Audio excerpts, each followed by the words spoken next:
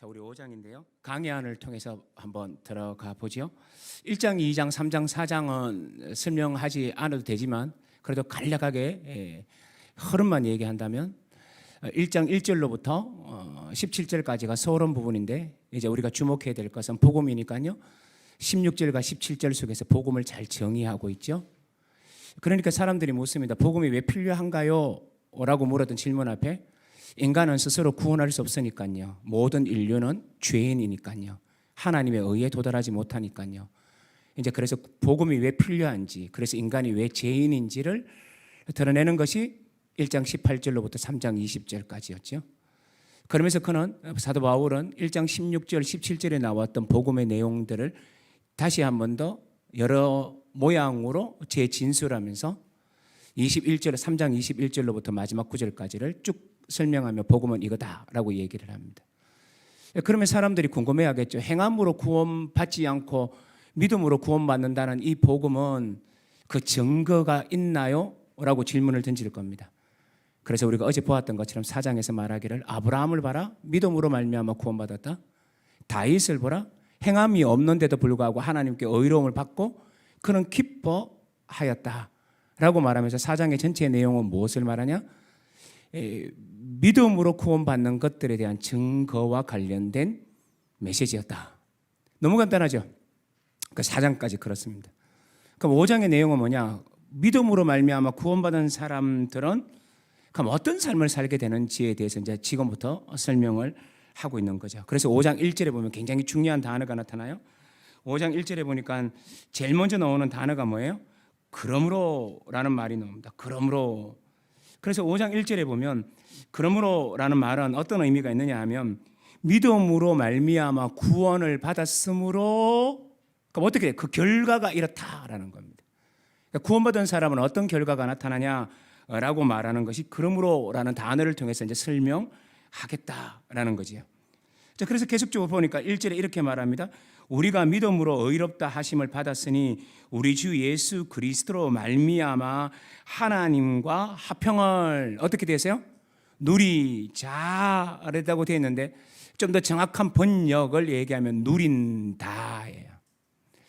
이거는 이제 아주 많은 신학자들이 로마서를 주의하는 많은 신학자들이 누린다와 누리자 둘 다 설명하는 게 있긴 하지만 더 많은 학자들이 정말 압도적입니다. 압도적인 사람들이 번역하기를 누리자라고 번역을 합니다. 그럼 저는 어떻게 번역할까요?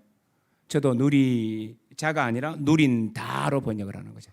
그 누린다가 압도적입니다. 누린다가 압도적이고 누리자는요. 그 일부분은 호소문이라고 이런 얘기 하면 안 되겠죠. 저 어쨌든 이런 것들인데요. 그래서 누린다라고 번역을 하시면 돼요. 화평을 누린다라는 그런 말뜻이 뭘까요? 화평을 누린다라는 말뜻이 그러면 뭘까요? 이건 이런 겁니다. 우리가 예를 들면 로마서 우리가 이번 시간에 볼 게지만 성경을 좀 펼쳐놨죠. 몇 절을 보냐면 5장 10절을 한번 보십시오. 5장 10절에 보면 앞부분에 이런 말이 나오죠. 곧 우리가 뭐 되었을 때 그럽니까? 원수의 원수. 여러분 원수는 원수끼리 만납니까? 못 만나요. 그러니까 이 말은 뭐냐면 화평을 누린다라는 말은 뭘 말해주느냐 하면 예전에는 우리가 하나님께 나아갈 수 없었다라는 뜻이에요. 하나님과 서로 교제를 나눌 수 없었다라는 말이에요. 왜요? 우리는 원수니까요. 하나님께 나갈 자격이 없었다라는 겁니다. 그렇다면 여기서 화평을 누린다라는 말뜻은 뭘까요? 이제는 하나님께 마음 놓고 나갈 수 있다는 거예요. 하나님과 관계가 열렸다라는 말을 이 단어가 뭐냐? 화평을 누린다라는 말뜻이에요. 화평을 누린다. 이 말이 굉장히 중요한 말이죠. 그래서 여러분 옛날에 제가 이 말씀을 한번 드린 적이 있는데 이렇게 성경을 우리가 공부 시간이니까 한번 찾아보시죠. 여기 북마크해 놓으시고요. 이 건으로 넣어 놓으시고 에베소서 2장 18절 제가 이것도 성경 공부할 때는 누누이 말씀을 드렸는데 굉장히 중요한 거라서 에베소서 몇 장요? 2장 몇 절요? 18절입니다. 제가 어젠가 아련가 이런 말씀을 드렸죠. 성경을 66권을 다 잘 알아야 되지만 최소한 2권만 알려고 한다면 어떻게 알아라 그랬죠? 복음서 중에 한 권 그래서 저는 복음서 중에서 마가복음을 공부하라 그랬죠. 제 전공이니까 마가복음을 보라 이렇게 말했는데, 어쨌든 복음서 중에 한 권을 잘 알면 돼요. 이성근 목사님은 뭐 전공했죠? 요한복음을 했습니다. 요한복음과 동양사상을 비교하면서 논문을 쓰셨거든요. 그 어쨌든 복음서 중에 한 것만 잘 알면 그 복음서에는 뭐가 나타나냐? 예수 그리스도가 이 땅에 오셔서 가르쳤던 하나님의 나라, 이걸 우리는 보통 하나님 나라의 신비 혹은 하나님 나라의 비밀 혹은 다른 말로 하면 하나님 나라의 도래라는 말로 표현하면서 복음서는 이걸 잘 설명합니다. 그래서 하나님의 나라가 뭐냐? 우리를 통치하시고, 우리의 통치하시니까 어떻게 됩니까? 우리의 죄를 몰아내시고 우리의 한계를 몰아내시고 신라군에 살고 있는 우리들로 하여금 하나님의 낙원으로 초대하시는 하나님 나라의 확장, 이런 내용들이 전부 다 복음서에 나타나거든요. 그래서 성경을 잘 알려면 뭘 알아야 된다고요? 복음서 한 권 알아야 된다. 제가 이렇게 말씀드렸죠. 또 한 권을 잘 알려면 복음을 잘 설명하고 있는 로마서를 공부하라 그랬죠. 그죠? 그렇지, 우리 하고 있는 거고. 근데 로마서는 너무 길어요. 힘들어요. 잘 못 외울 것 같아요. 목사님은 늘 그러니까 외우지만 우리는 잘 못 외울 것 같아요 라는 분을 위해서 딱 절반보다도 더 적은 분량을 소개했죠. 그게 뭐죠? 에베소서예요. 왜냐하면 에베소서도 회람 서신이기 때문에 복음을 다른 전투 서신에 비하여서는 훨씬 더 복음을 잘 정리해 놨거든요. 그래서 로마서가 안 되면 에베소서를, 그래서 제가 우리 대구 제일교회 오자마자 에베소서를 가르쳤고 로마서는 심야 시간에 가르쳤는데 기억하는 분이 별로 없더라고요. 왜요? 12년이 지났으니까. 그러니까 어쨌든 그래서 이 두 권의 책을 잘 알 필요가 있죠. 그래서 제가 로마서를 보면서 한 권을 지금 더 설명하고 있죠. 한 권 속에 있는 것들 참조하죠. 에베소서 2장 18절. 화평을 누린다는 말 뜻이 뭐냐? 2장 18절을 같이 한번 읽어볼까요? 2장 18절 읽어요. 시작. 이는 그로 말미암아 우리 둘이 한 성령 안에서 아버지께 나아감을 얻게 하려 하심이라. 설명을 다 할 수는 없지만 짧게 설명하면요, 여기서 먼저 궁금한 것부터 설명하면, 우리 둘이라는 말은 뭘 의미하느냐 하면 옛날에 원수처럼 살았던 유대인과 이방인이 하나가 되어, 이 뜻입니다. 그럼 여러분, 유대인 플러스 이방인 하면 뭐가 됩니까? 온 인류가 하나님께 나감을 얻게 됐어요. 두 번째는 한 성령 안에서라는 말은 뭐죠? 성령이 우리를 하나 되게 하셨거든요. 성령이 우리들 하나 되게 하신 것을 힘써 지키라 라고 말하잖아요. 에베소서는 그렇게 말하거든요. 그러니까 성령이 하나 되게 하신 너희들이 하나가 되어서 라는 말 뜻이 이제 그 놈을 설명하고요. 근데 앞에서 뭐라 그러느냐면 이렇게 표현해요. 어떻게 표현하느냐면 그로 말미암아. 그가 누굴까요? 예수 그리스도로 말미암아. 그 예수 그리스도의 십자가를 믿는 사람은 법정적인 의에서 벗어나서 뭐가 된다 그러나요? 관계적 의로 들어가서 이제는 하나님께 맘 놓고 나갈 수가 있어요. 예수 놈을 설명하고요. 자, 그런데 그러면 제가 왜 18절을 왜 봤냐? 화평을 누린다라는 말을 설명하기 위해서 그래요. 화평을 누린다. 화평을 누린다라는 말 뜻이 뭐라 그래요? 하나님께 맘 놓고 나갈 수 있다 그랬죠. 하나님과의 관계가 원수가 아니라 언제든지 나갈 수 있다 그랬죠.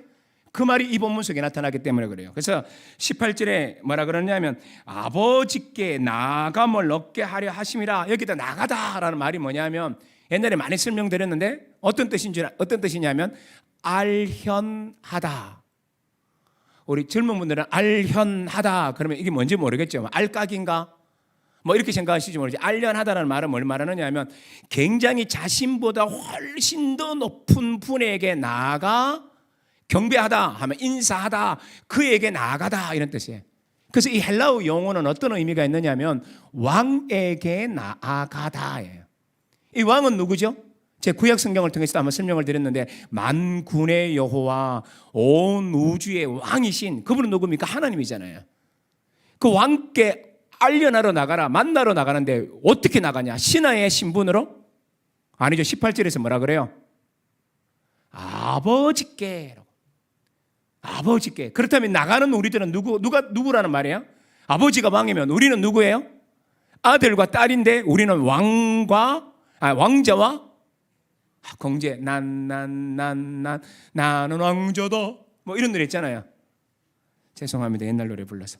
그러니까 이런 것들이 그게 뭐냐? 성경이 우리 애들이 부르는 노래는 굉장히 단순화된 성경적 진리를 담고 있거든요. 나는 왕자다. 하나님 나라에 나는 왕자다. 이런 노래 부를 때 이 말이 우리는 그 배경 속에 찬양을 부르든지 복음성가를 부르든지 리듬이 어떠냐, 이거보다 우리에게 더 중요한 게 뭐냐면 그 가사가 담고 있는 속 깊은 의미는 뭔가.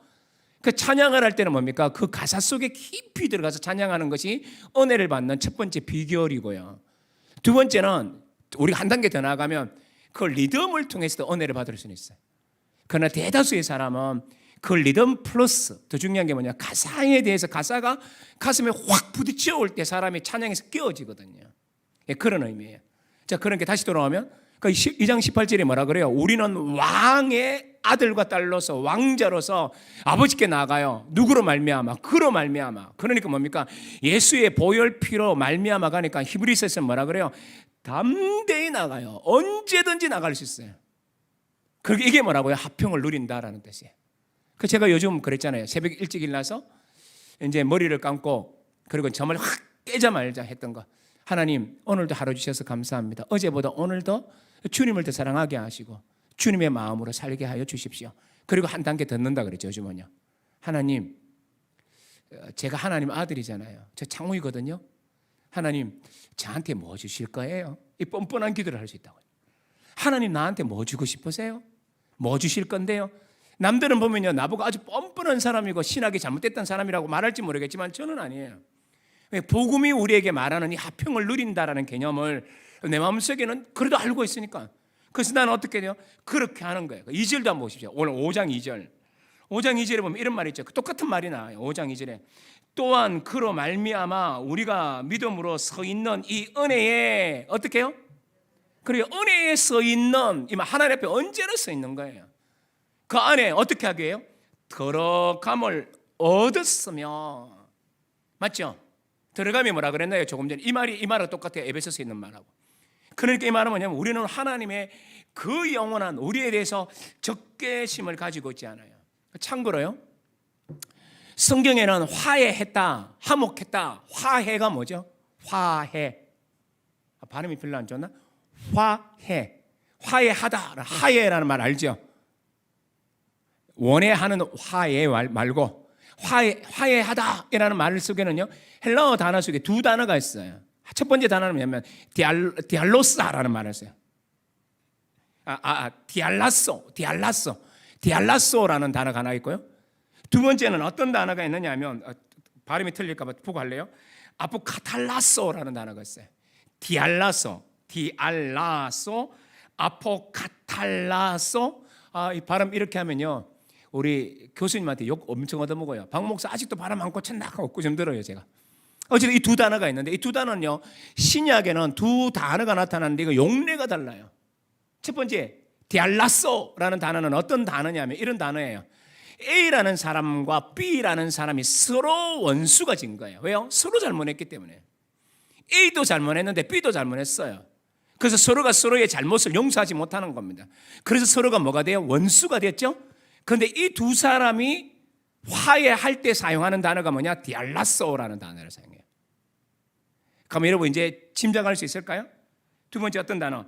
아포카탈라소라는 단어는 어떤 뉘앙스인지 짐작할 수 있을까요?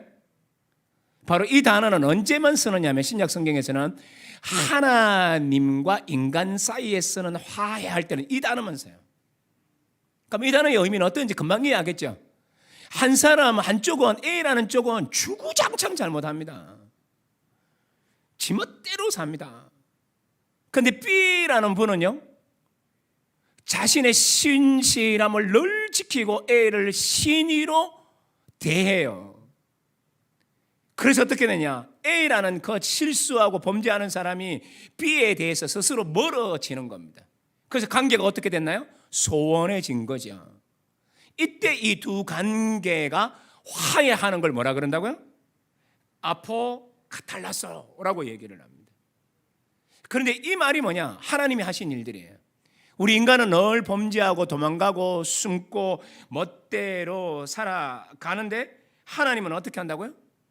그런 우리들에 대해서 아무런 잘못도 없으신 그분이, 어떤 죄도 짓지 않았던 그분이, 아니 그 A라는 존재들인 우리 인간들을 그냥 지옥으로 확 보내버리고, 맞잖아요. 지옥으로 확 보내버리고 어떻게 새로운 인류를 창출하면 되는데, 창조하면 되는데 그 일하지 아니하고 형편없는 인간들을 위해서 잘못한 저들을 위해서 잘못 하나도 없으신 하나님이, 그러니까 하나님의 아들이 이 땅에 오셔서 죽기까지 하셔서 화해의 손길을 내민 이 복음의 사건을 그 단어에 담고 있어요. 그래서 우리가 화평을 누리는 진짜 이유는 뭐냐? 다른 데 있는 게 아니라 어디에 있다고요? 예수 그리스도로 말미암아예요. 그래서 아까 에베소서 2장 17절에 말하기를 그로 말미암아, 누구로 말미암아요? 예수 그리스도로 말미암아. 그래서 제가 어제 우리가 자랑할 게 뭐라 그랬나요? 보혈 자랑하자, 십자가 자랑하자, 예수님의 보혈피 자랑하자. 이 보혈피를 자랑한다는 말은 십자가의 객관적인 사역을 자랑하자. 그 십자가의 객관적인 사역을 주관적으로 해석하면 뭐예요? 하나님이 나를 영원히 사랑하신다. 이게 뭐예요? 화평을 누린다라는 관점 속에 내포되어 있는 거죠. 그래서 우리는 어떻게 해야 돼요? 즐기셔야 돼요. 누리셔야 돼요. 그죠? 자, 그러려면 이렇게 화평을 누린다라는 이 말을 이제 쉽죠. 하나님과 우리가 원래는 원수가 되어서 만나지 못했는데 이제는 우리가 하나님을 만날 수 있게 됐어요. 담대하게 만날 수 있게 됐어요. 누구 때문에? 우리 때문에요? 우리 잘남 때문에요? 아니죠. 예수의 십자가의 보혈 때문이죠. 그러면 이 말은 뭘 말해주느냐 하면 한 가지 중요한 개념이 또 여기 내포되어 있어요. 그건 뭐냐? 하나님과 화평을 누릴 수 있는 사람은 누구냐? 반드시 회개하셔야 돼요. 회개하지 않고는 이 영광 속에 못 들어갑니다. 회개해야 돼요. 그래서 난 예수님을 믿었어요. 언젠가 내 죄를 하나님의 십자가 앞에 고백한 경험은 제가 이렇게 말해도 될 것 같아요. 있어야만 돼요. 그런데 많은 사람들 중에 예수 믿는 사람들 지금 이제 썬데이 크리스찬이라고 저는 표현하고 싶고 맹목적이 아니라 그냥 교회만 왔다 갔다 하는 그런 그리스도인들이라고 명목상 그리스도인들이 있죠. 그런 사람들은 누구라 그러면 교회는 다니지만 때로는 직분도 받을 수 있지만 문제는 뭐예요? 자기 속에 있는 죄악이 예수 그리스도의 십자가를 요구했다라는 이 처절한 것들을 알지 못하면 그분은 점검하셔야 돼요. 내 구원이 가짜 아닌지. 그냥 교회의 성도들과 함께 어울려 다니니까 나는 그 성도라고 생각해요. 이 말이 정확하지는 않지만 정확하다고 표현하지 않았어요. 제가 이런 얘기 많이 하죠. 크로노스 또 뭐죠? 크로노스 또 하나는 뭡니까? 카이로스. 이런 말이 나왔을 때는 제가 이렇게 해석하면 안 된다고 제가 누누이 말씀드렸어요. 자, 크로노스라고 나왔다. 그 다음에 카이로스가 나왔다 하면 카이로스는 그냥 뭐냐? 그냥 흘러가는 시간적인 흐름. 카이로스는 뭐냐? 흘러가는 시간 중에 결정적인 때. 이렇게 해석하고 나서는 크만 오면 이건 크야라고 해석하고 크만 오면 크라고 해석하면 안 된다고 그랬어요. 이 말의 의미는 뭐냐? 문맥 속에서 해석을 해야 되는데 그런데 문맥 속에서 해석을 하되 주로 카이로스는 결정적인 때더라. 그러니 문맥 속에서 보고 이게 그 뜻이구나라는 걸 다 확정하는 것이 성경을 해석하는 방법이라고 누누이 말씀드렸죠. 그죠? 자, 이런 것들을 잊지 마시고 제가 하는 말들을 들으셔야 돼요. 구약 성경에 보면 이스라엘의 공동체를 얘기할 때 많은 단어가 있지만 그냥 두 단어를 좀 외울 필요는 있어요. 이게 100% 크로노스가 카이로스가 이런 의미는 아니지만 이것도 우리 일반론적으로 우리가 알고 있잖아요. 대강 우리 나눌 수 있잖아요. 구약 성경에도 교회를 얘기하는 두 단어 가운데 이렇게 일반론적으로 나타나는 개념이 있어요. 그 일반론적을 받아서 제가 좀 설명을 하기 위해서 이 단어를 가지고 오는데 첫 번째는 어떤 단어냐? 에다라는 말이 있어요. 에다, 알라다 이런 뜻 아니에요. 에다, 어이다, 에다 발음을 이렇게 합니다. 에다. 또 하나는 뭐냐 하면요. 갑자기 까먹었다. 빨리 가르치죠. 내가 왜 이러지? 에다. 칼. 내가 왜 이러냐? 칼. 칼 맞지? 칼 맞지? 내가 왜 이러지? 가끔 이렇게 헷갈릴 때 있어요. 자, 이렇게 에다라는 말을 쓰고 칼이라는 단어를 써요. 에다는 뭐냐? 어떤 의미일까요? 그냥 생리학적으로 종족적으로 그냥 이스라엘에 편입된 사람들이 그런 무리를 에다라 그래요. 그러니까 이 말을 쓰면 뭘까요? 하나님에 대한 진실한 믿음, 하나님에 대한 신뢰, 하나님을 붙들음이라는 것이 없어도 속할 수 있는 사람이 다예요. 칼은 뭘까요? 이게 딱 부러지는 게 아니라 그랬어요. 일반론적으로 생각한다 그랬어요. 그러나 이 일반론적인 게 굉장히 유용해요. 성경을 볼 때. 칼은 어떤 의미냐 하면 어떤 의미일까요? 믿음을 가지고 하나님을 향한 신뢰를 가지고 살아가는 신실한 공동체를 설명할 때, 그래서 이 말은 뭐냐? 언약 공동체를 설명할 때 사용하는 것들이에요. 그래서 평화를 누린다라고 했을 때 우리는요 어떻게 누려야 돼요? 믿음으로 누려야 돼요. 이 말을 하면 뭐예요? 회개를 경험해야 돼요. 주님이 나의 주님인 걸 알아야 돼요. 그러려면 이 말은 뭡니까? 1장 18절로부터 3장 20절에서 말할 때 이게 뭐라 그래요? 모든 인간은 뭐예요? 죄인이에요. 하나님의 영광에 어떻게 해요? 도달할 수 없어요. 다다를 수 없어요. 그럼 이거 인간은 뭐예요? 절망이에요. 이걸 경험해야 돼요. 재전공이 아니면 배울 게 너무 많잖아요. 재전공이 아니면. 그러면서 이런 얘기 저런 얘기 하다가 몰두한 얘기도 엄청나게 많이 해요. 저는 듣는 게 주로겠죠 그때는. 이렇게 얘기하는데 그는 어떤 한 실존주의자와 관련된 몰트만의 전기와 후기를 가지고 설명하는 그 박사학위를 거의 마무리한 목사님이 한 분 있어요. 자주 만나는 목사님. 그러면서 그는 이런 얘기하더라고요. 몰트만은 전기에는 실존주의적 그냥 빨리 지나가는 거예요. 몰라도 괜찮아요. 실존주의적 경향이 있었는데 후기를 건너오면서 실존주의를 버렸다. 왜 그러냐면 실존주의를 통해서 구원을 설명하는 것이 너무 한계가 많았기 때문이다. 그 박사는 박사과정 받고 거기다 이제 조금 있으면 이제 학위를 받거든요. 그 사람은 그렇게 얘기하더라고요. 전 동의를 했었어요. 그럼에도 불구하고 실존주의를 무조건 제약시하는 건 안 돼요. 왜냐하면 실존주의와 관련된 신학 가운데 그 중에 한 사람이 칼 바르트라는 사람이 있어요. 우리 교회에 처음에 왔을 때 제가 깜짝 놀란 게 칼 바르트는 이단이라고 그러더라고요. 근데 말도 안 돼요. 그래서 좀 싸우는 것보다는 제가 막 가르쳐도 제 말도 안 듣더라고요. 그럼 할 수 없지 뭐 그냥 할 수 없다 할 수 없다. 제가 더 이상 가르치를 포기했는데 칼 바르트에 약점이 있어요. 약점이 없다는 말이 아니에요. 왜? 실존주의적 신학자이기 때문에. 그럼에도 불구하고 이분은요 굉장한 역할을 해요. 인간 중심, 인간 의존, 인간의 자율성에 인간의 자율성이 뭐냐? 최고의 위치를 두는 것이 뭐냐? 자유주의 신학이거든.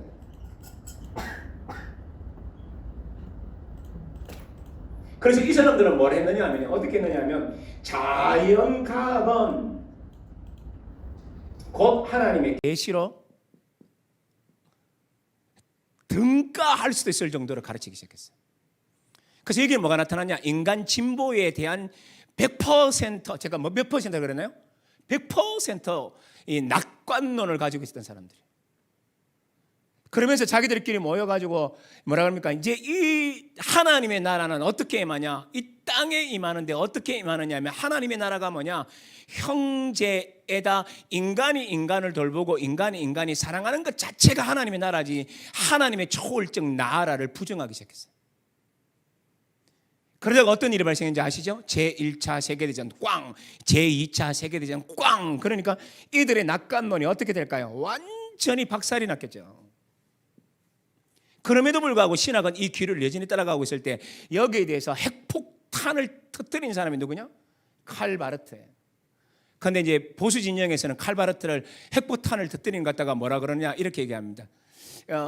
자유주의 진영의 장난감 폭탄을 터뜨린 이렇게 표현합니다. 저는 동의하지 않습니다. 핵폭탄을 터뜨려요. 뭘로 의미하냐? 인간 중심의 신학을 하나님 신학의 중심으로 바꿔내는 결정적인 역할을 하거든요. 근데 이제 이분이 아까 약점이 있다 그랬나요? 없다 그랬나요? 칼 바르트? 계시론에 조금 약점이 많아요. 지금 설명 안 할 겁니다만. 그러나 이단은 아니에요. 자, 칼 바르트는 그래서 우리 신학교 가면 이 칼 바르트를 모르고는 현대 신학을 논할 수가 없어요. 그분의 책을 읽다 보면요. 한글로 번역된 거는 별론데 영어로 읽다 보면 제가 영어를 잘 못하지만 그래도 영어를 억지로 읽다 보면 우리가 책 읽다가 좋은 데 있으면 밑줄 꺼요 안 꺼요? 밑줄 끄죠? 저는요 밑줄을 껐다가 밑줄 안 꺼인 게 너무 적어서 끊는 걸 포기했어요. 말기 했잖아요. 그 정도예요. 칼바르트가 정말 대단한 사람이에요. 자, 그런데 이 칼바르트가 했던 얘기가 뭐냐? 지금 이제 이 얘기를 하려고 하는 거예요. 이 얘기도 좀 듣는 게 좋은 것 같아서 위기 신학을 얘기해요. 인간이 하나님을 만나기 위해서 제일 먼저 필요한 게 뭐냐? 인간은 어디에 있다? 위기에 있다는 걸 깨달아야 된다는 거예요. 하나님의 아까 이거 말했죠. 인간이 스스로 자율성이 있다 그랬죠? 맞나요? 인간의 것들이 최고의 위치에 놨다 그랬죠. 자율성을. 그런데 이 칼바르트는 뭐라고 하냐? 인간은 그걸 할 수 없다. 그 인간은 뭐냐? 위기 속에 봉착했다는 걸 깨달아야 된다. 그래서 인간이 어떤 위기 속에 들어가느냐면 내 스스로 구원할 수 없고 나에게는 구원을 쟁취할 힘이 없구나라는 걸 깨닫게 될 때 뭐가 나타날까요? 하나님에 대한 구원을 바라게 되는 겁니다. 그런데 인간이 하나님께로 갈 수 있나요? 걸어갈 수 있나요? 못 가죠. 그래서 어떻게 하냐? 하나님의 계시한 그것들을 믿으면서 믿음이라는 것들을 사용해 어떻게 해요? 나의 몸을 초월하듯이 하나님의 믿음 안으로 던져 넣어야 된다고 얘기해요. 이걸 뭐라 그러냐? 위기신학이라 그래요. 위기신학. 그러니까 올곧게 성경을 가르치는 모든 사람들이 하는 얘기들은 전부 다 뭘 말해주느냐 하면 우리가 하나님과 화평을 누리기 위하여서는 앞에 다 설명했고 진짜로 중요한 게 뭐라고요? 나의 죄인됨. 예수 그리스도가 나의 죄를 위하여 죽으심이라는 데 명료한 인식을 가지고 있어야 돼요. 그러니까 내가 죄인인 걸 깨달아야 돼요. 죄 많은 인간, 하나님 없이는 가망성 없는 인간. 그런데 그게 예수 믿을 때뿐만 아니라 우리가 오늘도 여전히 하나님과 화평을 누리는 이 시간 속에서도 어떻게 하냐? 난 그런 존재입니다. 하나님 없이는 한순간도 살 수 없습니다. 라는 그런 고백이 있어야만 된다는 거예요. 그래서 우린 인생을 살다가 힘들 때 어려울 때뿐만 아니라 죄를 짓고 연약할 때도 뭘 해야 돼요? 하나님 앞에 나와야 돼요. 그래서 그 유효함을 여전히 유지하셔야 돼요. 첫 번째가 뭐라고요? 화평을 누린다. 자, 그다음에 그 강의한 두 번째 넘어가 되겠죠? 두 번째 넘어가면 그래서 이제 우리가 예수를 믿어서 하나님에서 은혜를 누린 사람의 특징이 뭐냐? 첫 번째 뭐라 그랬다고? 하나님과 화평을 누린다예요. 누린다. 그러니까 지금 누리고 있는 거예요. 언제든지 하나님께 갈 수 있어요. 여러분도 기도 저처럼 한번 해봐요. 무릎 꿇고 있다가 조용할 때요. 무릎 안 꿇어도 돼요. 조용히 주님하고 골방에 들어가서 주님 오늘 저한테 뭐 주실 거예요? 이렇게 한번 해봐요. 주님 앞에. 자, 그래서 하나님과 화평을 누리고 두 번째는 뭐라고요? 하나님의 영광을 바라고 즐거워해요. 하나님의 영광을 바라고 즐거워한다는 말은 뭐냐면 이제 미래적 국면. 하나님이 마지막에 우리의 인생의 끝에 줄 아니면 하나님 나라가 마지막에 임했을 때 우리에게 줄 그 영광이 얼마나 대단할까. 그러니까 하나님의 영광을 바라고 즐거워한다는 말 뜻은 뭐예요? 우리의 마음이 어디에 쏠려 있는 거예요? 하나님 나라에 쏠려 있는 사람들이.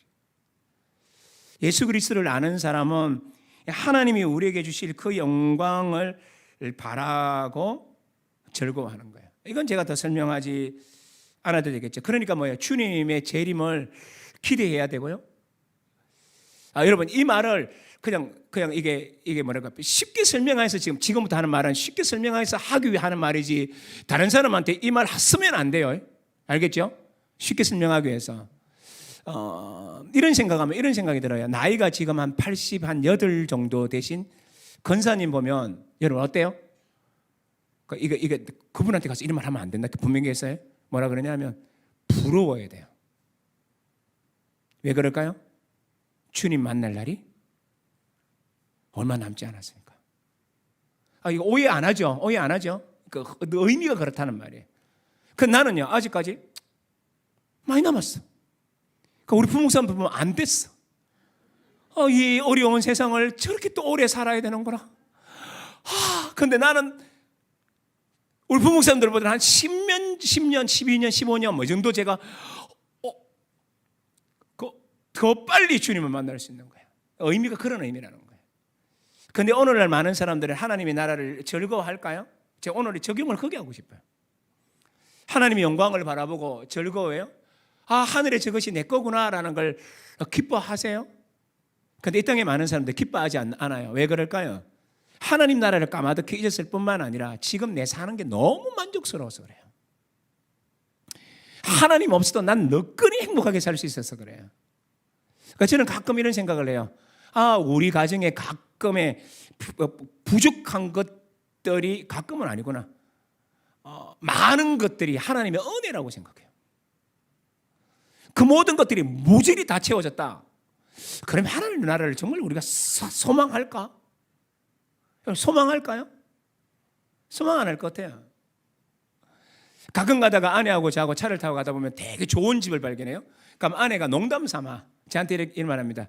여보, 나도 저런 집에 살고 싶어. 꼭 기억해둬. 그럽니다. 근데 제가 살아생전에 그걸 줄 수가 없거든요. 그래서 제가 늘 하는 말이, 사놨다 걱정하지 마라.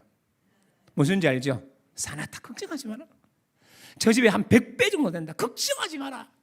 그러면 또 우리 아내도 그 농담을 받아서 또 이렇게 얘기합니다. 아는데 그러니까 나는 지금 당장 여기서 좀 필요하거든. 이럽니다. 그럼 제가 뭐라 그럴까요? 죄송합니다 하고 끝납니다. 그러나 이 농담 속에 우리 한 가지 분명한 건 있어요. 우리에겐 그 놀라운 영광이, 이 땅의 모든 것이 다 채워진 사람의 불행이 거기에 있더라고요. 그러니까 여러분, 우리에게 좀 부족한 게 있어도요, 도리어 감사할 수 있는 조건이 될 수 있다는 것을 전 느끼기 시작해요. 한 번은 이웅평대이라는 사람이 소련제 미거기를 타고 한국으로 귀화했어요. 그때요, 민방위 본부에서 알려드리겠습니다. 이것은 실제 상황입니다. 실제 상황입니다. 아시나요? 모든 사람이 다 숨었어요. 민방위 할 때 아저씨 좀 들어가세요. 그게 됐다 하고 운전하던 그 아저씨들이 한 명도 없어. 전부 다 차를 세우고 다 들어갔었어요. 아시나요? 그때 뉴스에 나왔던 게 있어요. 거린 두 사람, 아버지와 아들이 걸어가면서 유유히 걸어가더라는 겁니다. 실제 상황입니다 하는데요, 다른 사람은 겁을 먹고 얼굴이 빨개졌는데 이 두 사람은 그 평온함을 잃지 않더래요. 그 내적인 평안함을 잃지 않더라는 겁니다. 그게 신문 나는 거 아시나요? 그때 그래서 두 사람이 어떻게 평안하냐 그러니까 아버지하고 아들의 대화 주제가 뭐냐면, 우리는 아버지 잘 만난 줄 알아라. 우리는 잃어버릴 것 없어서 염려하지도 않잖아. 뭐 이런 우스갯소리가 그때 신문에 났던 거 아시나요? 정말이에요. 오늘날 우리가 기억해야 될 건 뭐냐면 하늘나라의 영광. 그러니까 제가 이제 좋아했던, 또 좋아하고 있는 박영덕이라는 그 목사, 맨날 한번 왔죠? 우리가 한 두세 번 왔나요? 그분은 그러더라고요. 재림의 소망이 약해질 때 그가 하는 일, 사우나실에 들어가기. 사우나 좋아하시나요? Do you like sauna? 네? 저 사우나 되게 좋아해요. 네? 사우나 들어가면 어때요? 긴장이 풀리고 이게 몸도 이완되고 기분 좋잖아요. 땀을 쫙 넣는 순간 막 행복하지 않나요? 대중목욕탕을 끊으셨군요. 자, 어쨌든 그런데 어때요? 나가야 되는데 제 아들 녀석이 장난친다고 아버지를 붙잡아요. 힘이 요즘은 제보다 훨씬 좋거든요. 그럼 제가 나갈 수 있나요? 못 나가나요? 못 나가죠. 그럼 그때부터 뭐가 될까요? 사우나는 좋은 게 아니에요. 그런데 이 목사님은 사우나에 들어가서 한 10분 정도 있는 거예요. 그럼 나가야 되잖아요. 20분 있는 거예요. 이제 진짜 나가야 되잖아요. 30분을 있어요. 어떤 생각이 들까요? 미치겠죠. 그때 목사님이 이런 얘기를 한답니다. 주님, 제가 요즘 재림의 소망이 흩어졌습니다. 내가 예수 그리스도가 아니었다면 이것보다 수억 배 뜨거울 지옥불에서 영원히 살아야 할 존재가 예수 그리스도의 보혈로 말미암아 구원받아 놓고는 또 세월이 지나가면서 내 마음속에 여러 가지의 편리함만 들어와 내가 하나님의 재림을 또 망각하고 전도하고자 하는 열망이 사라지고, 하나님, 제 속에 이 열망이 사라지니 저를 다시 붙잡아 주십시오 하고요, 자기 몸이 거의 다 들어갈 정도까지, 물론 화상은 입지는 않지만 그때까지 머무르는 분이 있었어요. 여러분 어떻게 생각해요? 저는 그 목사님한테 그랬습니다. 제발 그런 어리석은짓 하지 마라. 차라리 기도해라. 저는 이렇게 말하는데, 제가 그렇게 그 목사님을 핀 잔을 줘도 마음속 깊은 것에는 그 목사님의 나름대로의 루틴이잖아요. 그게요, 존경스럽더라고요. 하나님의 나라를 잊지 않으려고 하는 그 몸부림. 여러분 어떠세요? 하나님 나라를 사랑하시나요? 하나님 나라를 즐거워하시나요? 그걸 이제 오늘날 관점을 한번 생각해 봐요. 여러분 하나님의 영광을 바라고 즐거워해요? 그런데 하나님의 영광의 미래 국면은 아니잖아요. 예수 그리스도로 말미암아 오늘 우리 현재 속에서 들어왔잖아요. 그럼 지금 오늘날 하나님의 나라를 즐거워해요? 예를 들면 기도하기 좋아해요? 찬양하기 좋아해요? 사랑하기 좋아해요? 섬기는 거 좋아해요? 이건 이제 우리 고민해 보는 거예요. 생각해 보니까 전 예수 그리스도를 처음 믿자 말자, 고등학교 1학년 처음 믿자 말자, 기도하는 게 그때는 전투는 아니었던 것 같아요. 기도는 그 당시의 기도는 전투는 없었던 것 같아요. 그냥 달콤했었어요. 아주 옛날 얘기니까 용서하고 들으십시오. 기도하면요 그냥 막 시간이 막 가요. 한 10분, 15분 정도 기도했다 싶은데 시침이 몇 칸을 옮기고 있어요. 그래서 눈 뜨고 나면 언제 이렇게 시간이 지났지? 근데 막 더 기도하고 싶었고, 예배 시간이 되면 언제나 예배 장소에 달려가서 수요일, 금요일, 주일 찬양 예배. 새벽 기도는 못했던 것 같아요. 새벽 기도 대신 제가 새벽에 일어나서 집에서 골방에서 기도했고요. 그 예배 나올 때마다 막 즐거웠어요. 평리동에서 대구 제2교회 뒤쪽에 있죠. 이 대구 제2교회까지 거의 걸어서 그 당시 걸음으로 한 45분 정도 걸어야 될걸요. 그렇게 매일 걸어오면서 어떻게 하냐면 주님 오늘도 예배 드리러 가요. 그래서 또 45분 걸리는데 예배 시간 20분 전에 도착하려고 마음먹었거든요. 그럼 20분 전에 오면 성도들 거의 별로 없어요. 그럼 탁 예배당 들어가면서 뭐라 그러냐면 주님 장우에 와심대, 제가 꼭 이렇게 됐어요. 장우에 와심대 오늘도 하나님의 은혜 저한테 주실 거죠. 장우에 와심대 들어갑니다 하고요 20분 전에 제일 앞자리에 앉아요. 제일 앞자리. 그리고 막 예배를 드렸던 것 같아요. 여러분도 예수님과 첫사랑이 그러지 않았나요? 그 즐거움 회복해야 돼요. 에? 그 많던 나의 치즈 어디로 갔나? 그 제목만 외우지 말고, 그 많던 나의 머리카락 어디로 갔나? 그거 얘기하지 말고, 정말 중요한 건 그 많던 나의 열정 어디로 갔나? 이걸 우리들에게 적용할 수 있게 만드는 게 두 번째 공문이에요. 어쨌든 예수 믿는 사람은 즐거워하셔야 돼요. 주님이 즐거워야 돼요. 주님이 즐거우셔야 돼요. 그 정도만 설명할까요? 그래서 하나님의 은혜를 즐거워하는 사람이 돼야 돼요. 세 번째는 뭐냐? 이렇게 말하죠. 환난 속에서도 잃지 않는 소망을 가진다라고 얘기해요. 자, 3절 봐요. 그자 중요한 말은 뭐냐면 다만 이뿐 아니라 우리가 환난 중에도 뭐 한다고요? 여러분 환난 가운데 즐거워할 수 있나요? 어찌 즐거워하나니? 이는 환난은 즐거워하는 이유가 뭐냐? 이는 즐거워하는 이유가 뭐냐? 이는 맞죠?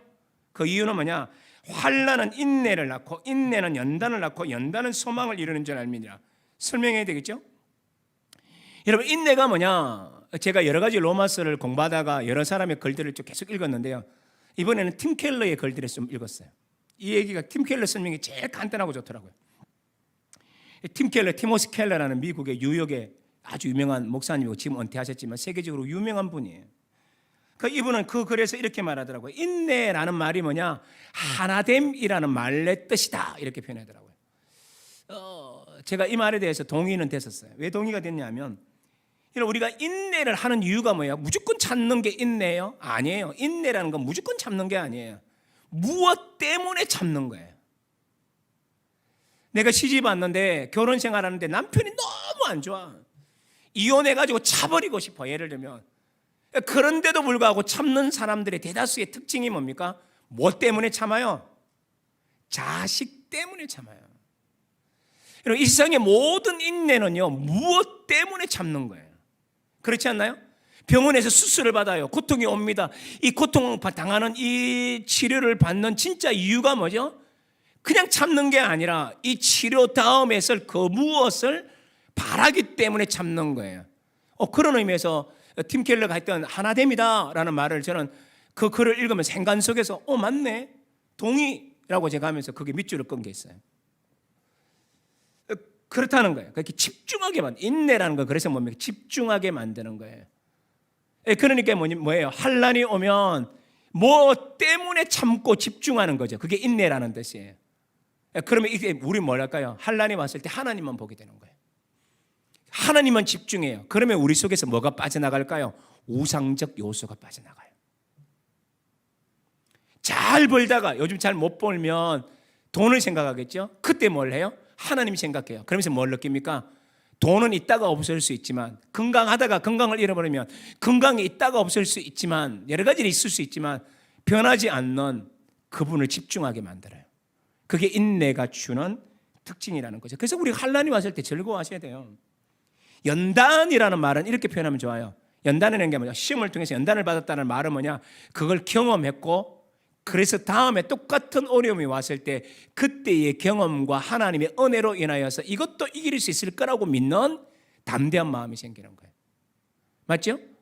그래서 여러분, 예를 들면 스포츠에 보면요, 결승전에 올라갔는데 어떤 팀은 결승전에 한 번도 올라오지 않는 팀이 있고, 어떤 팀은 결승전에 7, 8번 올라와서 5번이나 우승한 팀이 있어요.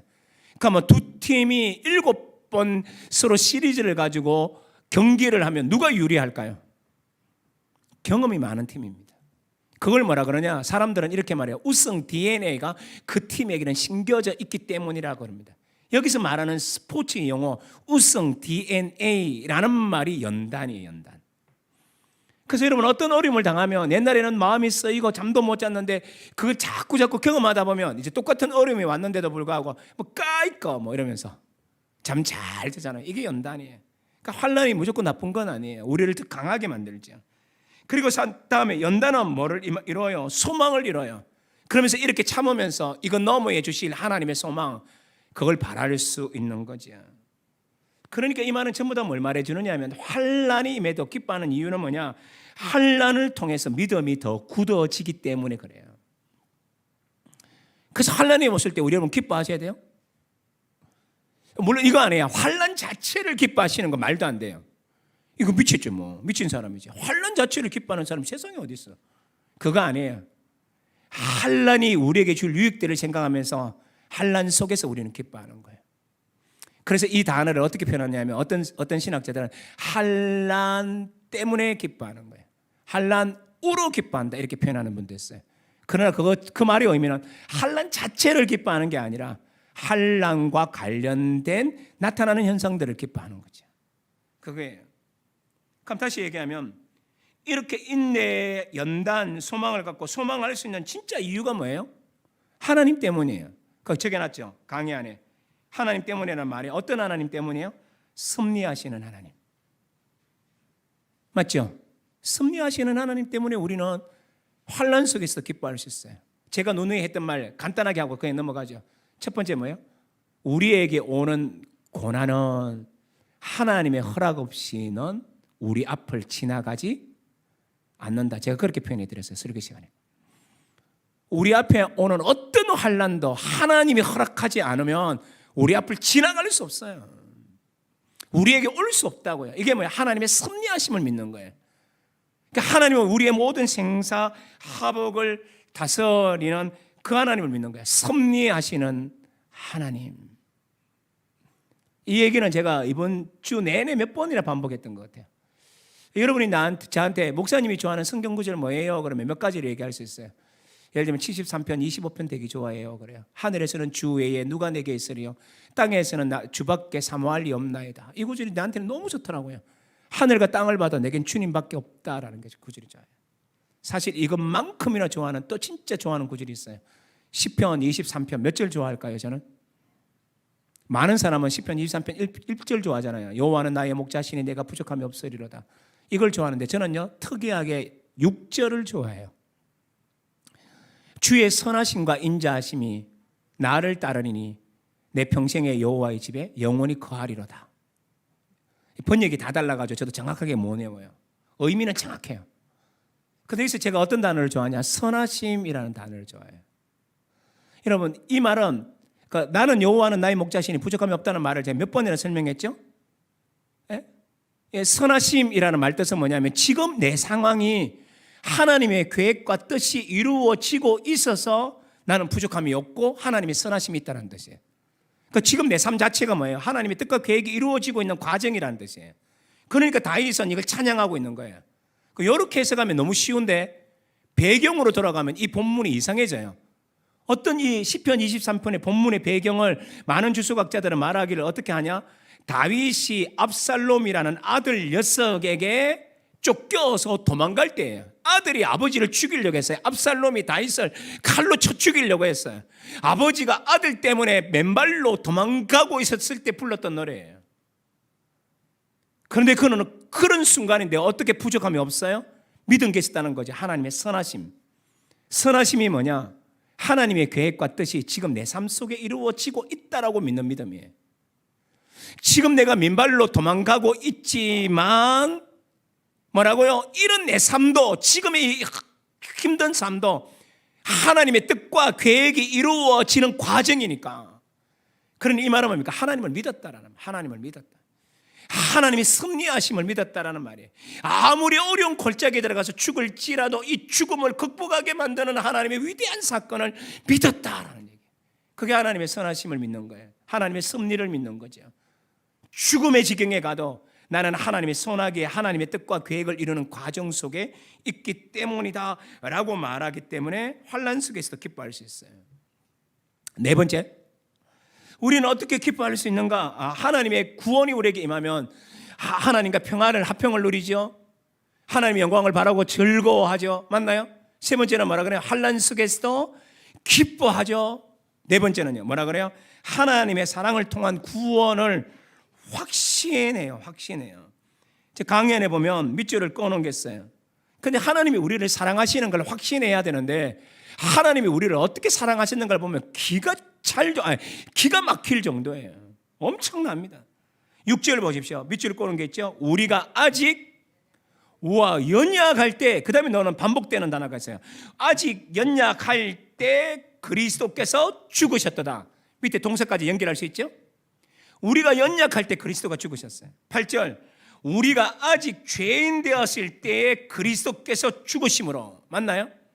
10절에 우리가 원수 되었을 때 그 아들의 죽으심으로 말미암아. 그러니까 하나님의 사랑은 누구에게 임했냐 했을 때, 의로운 자, 착한 일을 하고 있을 때, 대단한 일을 하고 있을 때, 내가 하나님 앞에 좀 아주 멋지게 살아가고 있을 때 주님이 우리를 위해서 죽으신 게 아니에요. 어떨 때요? 형편없을 때. 여러분 6절과 8절과 10절이 강조적으로 점층법을 사용하고 있다는 걸 이해하시나요?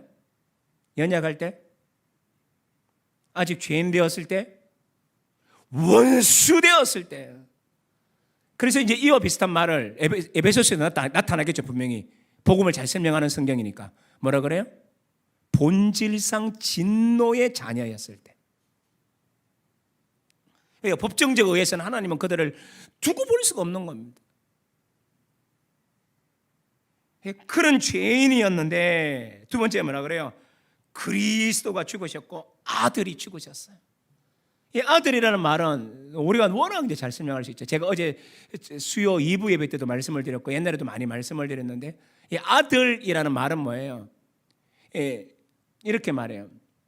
하나님을 본 자가 없으되, 요한복음에서 이렇게 말합니다. 하나님을 본 자가 없으되 하나님의 품속에 있는 독생하신 하나님이 나타내셨느니라, 이런 말이 나옵니다. 그러니까 독생하신 하나님, 이런 말을 써요. 이 말을 헬라어로 읽으면 이렇게 얘기합니다. 모노게네스 데오스라고 얘기합니다. 데우스라는 말은 제가 어제 얘기했잖아요. 하나님이라는 뜻이에요. 예수님이 누구냐? 모노게네스 데오스다. 데우스 하나님이시다. 근데 어떤 하나님이냐? 앞에 모노게네스, 이걸 우리나라 번역에서는 독생하신 이렇게 표현합니다. 근데 정확한 번역은 뭐라 그랬나요? 모노라는 말은 하나밖에 없는 이 뜻이고요. 유일하다 이 뜻이고, 게네스라는 말은 뭐냐면 종류로, 하나밖에 없는 종류의 하나님. 예수님이 누구예요? 성부 하나님과 똑같은 종류의, 그러니까 이 말은 뭡니까? 같은 종. 우리가 이제 동물이나 식물을 쓸 때 이거 하고 이거는 같은 종입니다 라고 말할 때 그 종 있죠. 그런 의미의 단어거든요. 게네스라는 단어가. 그럼 이 말은 뭐냐면 예수님은 누구냐? 하나님 자신이라는 뜻이에요.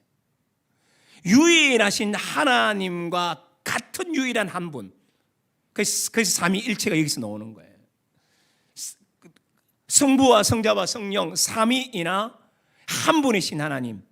그래서 이제 모노게네스 데오스라는 말은 뭐냐? 성부 하나님과 똑같은 하나님으로, 이런 의미거든요. 그런데 그분이 어떻게 해요? 하나님이 누구를 위해서 죽었다고요? 죄인을 위해서 죽었다는 뜻이에요. 이건 말할 수 없는 거죠. 이건 이제 첫째 날 제가 워낙 주일날 설명을 드렸기 때문에 이 정도만 설명하면 되고요. 그런데 이 하나님의 사랑이 어떻게 됐나요? 5절 보십시오.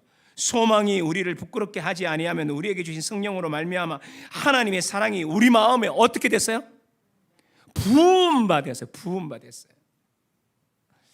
여러분 혹시 제주도에 가서 천재연 폭포, 내가 모르겠다. 천재연 폭포, 천지연 폭포? 내 잘 모르겠어요. 그 폭포에 그 안으로 싹 들어가지고 폭포가 막 위에서 떨어지는 거 맞아 본 적이 있나요? 아마 지금 제주도 그까지 못 들어가게 할 거예요. 서목사님 맞네. 못 들어가게 하죠. 못 들어가게. 그 여러분 폭포수를 맞아 본 적 있나요? 폭포수가 대단한 건 아나요? 저는 일평생 딱 한 번 맞아 본 적 있어요. 나이아가라. 나이아가라 폭포. 거기 갔는데요. 딱 한 번 가봤어요. 딱 한 번. 나이아가라 알죠? 그래서 우리나라 그 나이 많으신 분들이 잘 가는 거 농담 삼아 그러잖아요. 나이아가라 뭐 이런 것들 있잖아요. 재미 하나도 없어요. 그런데 거기 가서 맞아봤는데 배를 타고 가요. 그러니까 배가 그 폭포 아주 뒤까지 못 들어갑니다. 그 부근까지 가는데 폭포에서 떨어지는 직수가 아니라 거기서 퍼져 나오는 물을 맞는데요. 정신을 못 차립니다. 제가 그 폭포를 찍으려고요. 사진을 가져가가지고 렌즈 다 닦아놓고 막 찍었는데요. 나온 건 전부 다 물밖에 없어요. 제가 이 얘기 왜 하는 줄 아세요? 부음바댐이 무슨 뜻이에요? 여러분 여름날 더울 때 수돗물 달달달 털고 샤워실에 들어가서 샤워 탁 틀면 위에서 그 샤워 거기서 물이 슉 넘으면 엄청 많이 나오는 거 같죠? 그거 뭐냐? 아무것도 아니에요. 그건 개미 오줌이에요. 그래서 붓는다라는 말의 의미는 뭐냐? 나이아가라 같은 폭포. 한 맞아 보셔야 돼요. 사람은 압도합니다. 소리가 압도합니다. 그것도 아주 일부분을 맞는데도 압도해요. 이 모든 은혜를 어떻게 준다고? 줬다라는 말은 뭡니까? 인간이 잴 수 없는, 인간이 한계할 수 없는, 인간이 셀 수 없는, 그러니까 뭐야? 하나님의 전부를 주셨다는 뜻이에요. 그래서 이 말하고 연결시켜서 제가 누누이 말하는데 우리 교회 연세 많으신 분들은 이 설교 들을 때마다 매번 저한테 뭐라고 자꾸 얘기하세요. 그럴 때마다 제가 사실 좀 속이 좀 상해요. 성경을 제대로 가르쳐줘도 그걸 잘 이해를 못 하시더라고요. 그러니까 본인 생각에 맞지 않으니까 도리어 그냥 그렇구나라고 지나가면 되는데 그걸 막 싫어하시고 막 그러시는 경향들이 좀 있더라고요. 그럼에도 불구하고 이 시간에 성경 공부 시간이니까 얘기할래요. 이 말의 의미는 무슨 의미냐면 제가 누누이 강조시켰던 건 이사야 32장 15절의 말씀. 하늘로부터 성령을 우리에게 주시리니 광야가 아름다운 밭이 되고 아름다운 밭은 숲으로 여기게 되리라. 이 구절이에요. 그런데 제가 이 구절을 명확하게 말씀드렸잖아요. 히브리어를 가지고 해석을 하면 이런 뜻이 된다고. 하늘이 텅텅 빌 정도로 우리에게 부어주신다는 뜻이에요. 하늘이 텅텅 빌 정도로 부어준다는 말은 하나님 전부를 준다는 뜻이에요. 여러분 우리 집에 같은 식구들이 살다가 아들이 군대를 갔어요. 느낌이 어떠세요? 여러분 아들이 없으신가요? 그럼 여러분에게 영생이 없다라는 농담을 하고 싶어요. 성경은 말하잖아요. 아들이 없는 자에게는 영생이 없고. 어디 가서 얘기하면 안 돼요. 이거 농담인데. 농담. 근데 우리가 이제 딸만 있는 집들이 부러워서 놀리는 말이에요. 딸 되게 많은 집 안 부러우세요? 전 되게 부러워요. 딸 많은 집이. 되게 부러워요. 어디까지 얘기하다가 그랬나요? 그러니까 이게 텅텅 빌 때 아들이 군대 가면 어때요? 집이 텅 빈 거 같죠? 안 그래요? 집이 텅 빈 거 같지 않나요? 마찬가지로 하나님은 하나님 자신 아들을 독생자 아들을 독종자 아들을 내어놓으세요. 그러니까 하나님의 전부를 준 거예요. 그 사랑이 부어진 거예요. 그래서 8절에 확정했다는 말 주일날 설명드렸어요. 그래서 하나님이 우리에게 은혜를 주신 거예요. 은혜를 주신 거예요. 그래서 구원받은 사람은 믿음으로 말미암아 구원받은 사람은 이 확신 속에 살아가요. 나는 하나님의 사랑의 대상이다. 그래서 5장 8절 다시 보십시오. 5장 8절 확정하셨느니라 라는 이 단어가 어떤 의미라고 제가 그랬죠? 예? 전시해 놓으셨다. 그런데 전시해 놓았는데 이 확정했다는 말이 현재이라는 말의 의미는 뭡니까? 영원히 라는 뜻이거든요. 지금부터 영원히. 그렇다면 이 말은 뭡니까? 끊임없는 사랑으로 우리를 사랑하시는 분이 복음 안에 내포되어 있어요. 그래서 복음은 뭐예요? 복음은 뭐예요? 복음은 하나님이 날 영원히 사랑한다는 걸 믿는 거예요. 내가 어느 위치, 어떤 상황에 있든지 하나님이 나를 영원히 사랑한다는 뜻이에요. 그러니까 그 하나님께 나아가니까 화평을 누릴 수밖에요. 그 좋으신 분이 있으니까 바라보고 즐거워할 수밖에요. 그 하나님이 섭리하시니까 환난 속에서도 내가 참고 견디고 즐거워할 수 있을 수밖에요. 왜요? 이 하나님의 사랑이 이렇게 풍성하니 말입니다. 이게 복음의 의미예요. 복음을 아는 사람은 이 네 가지의 특징이 있다는 것 마음속에 간직하시기를 바라요. 지금 시간 11시 31분, 11시 41분에 다시 2부로 시작하겠습니다. 여러분 수고하셨습니다. 2부에 뵙겠습니다.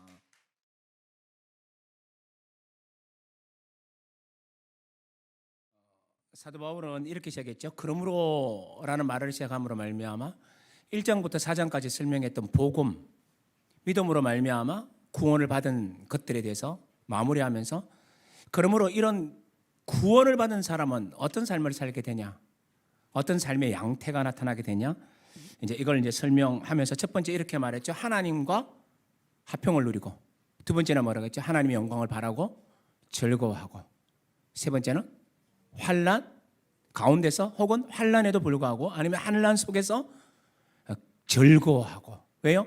하나님을 아니까, 섭리하신 하나님을 아니까, 유익을 아니까, 그리고 하나님의 사랑을 마음속에 확신하고 구원의 확정 속에 들어간 자다 그랬죠. 그리고 나서 5장 12절로부터 21절 속에서 무엇을 말하느냐 하면 구원과 관련하여서 확실성을 우리들에게 가르쳐 줍니다. 그리스도 안에서 구원받은 자의 확실성이 뭐냐? 그래서 여기서는 어느 정도 법적인 개념에서 논리적으로 설명합니다. 그걸 우리가 좀 살펴봐야 되는데요. 5장 12절에서 21절에서 우리가 핵심만, 여러분 제 강의를 들으시고 집에 가서 꼭 본문을 읽어보시면 되니까요. 이 본문의 핵심은 뭘 말해주느냐 하면 우리가 원래 죄인이었다는 겁니다. 무슨 죄인이냐? 아담의 후손이기 때문에 원래적인 죄인이라는 겁니다.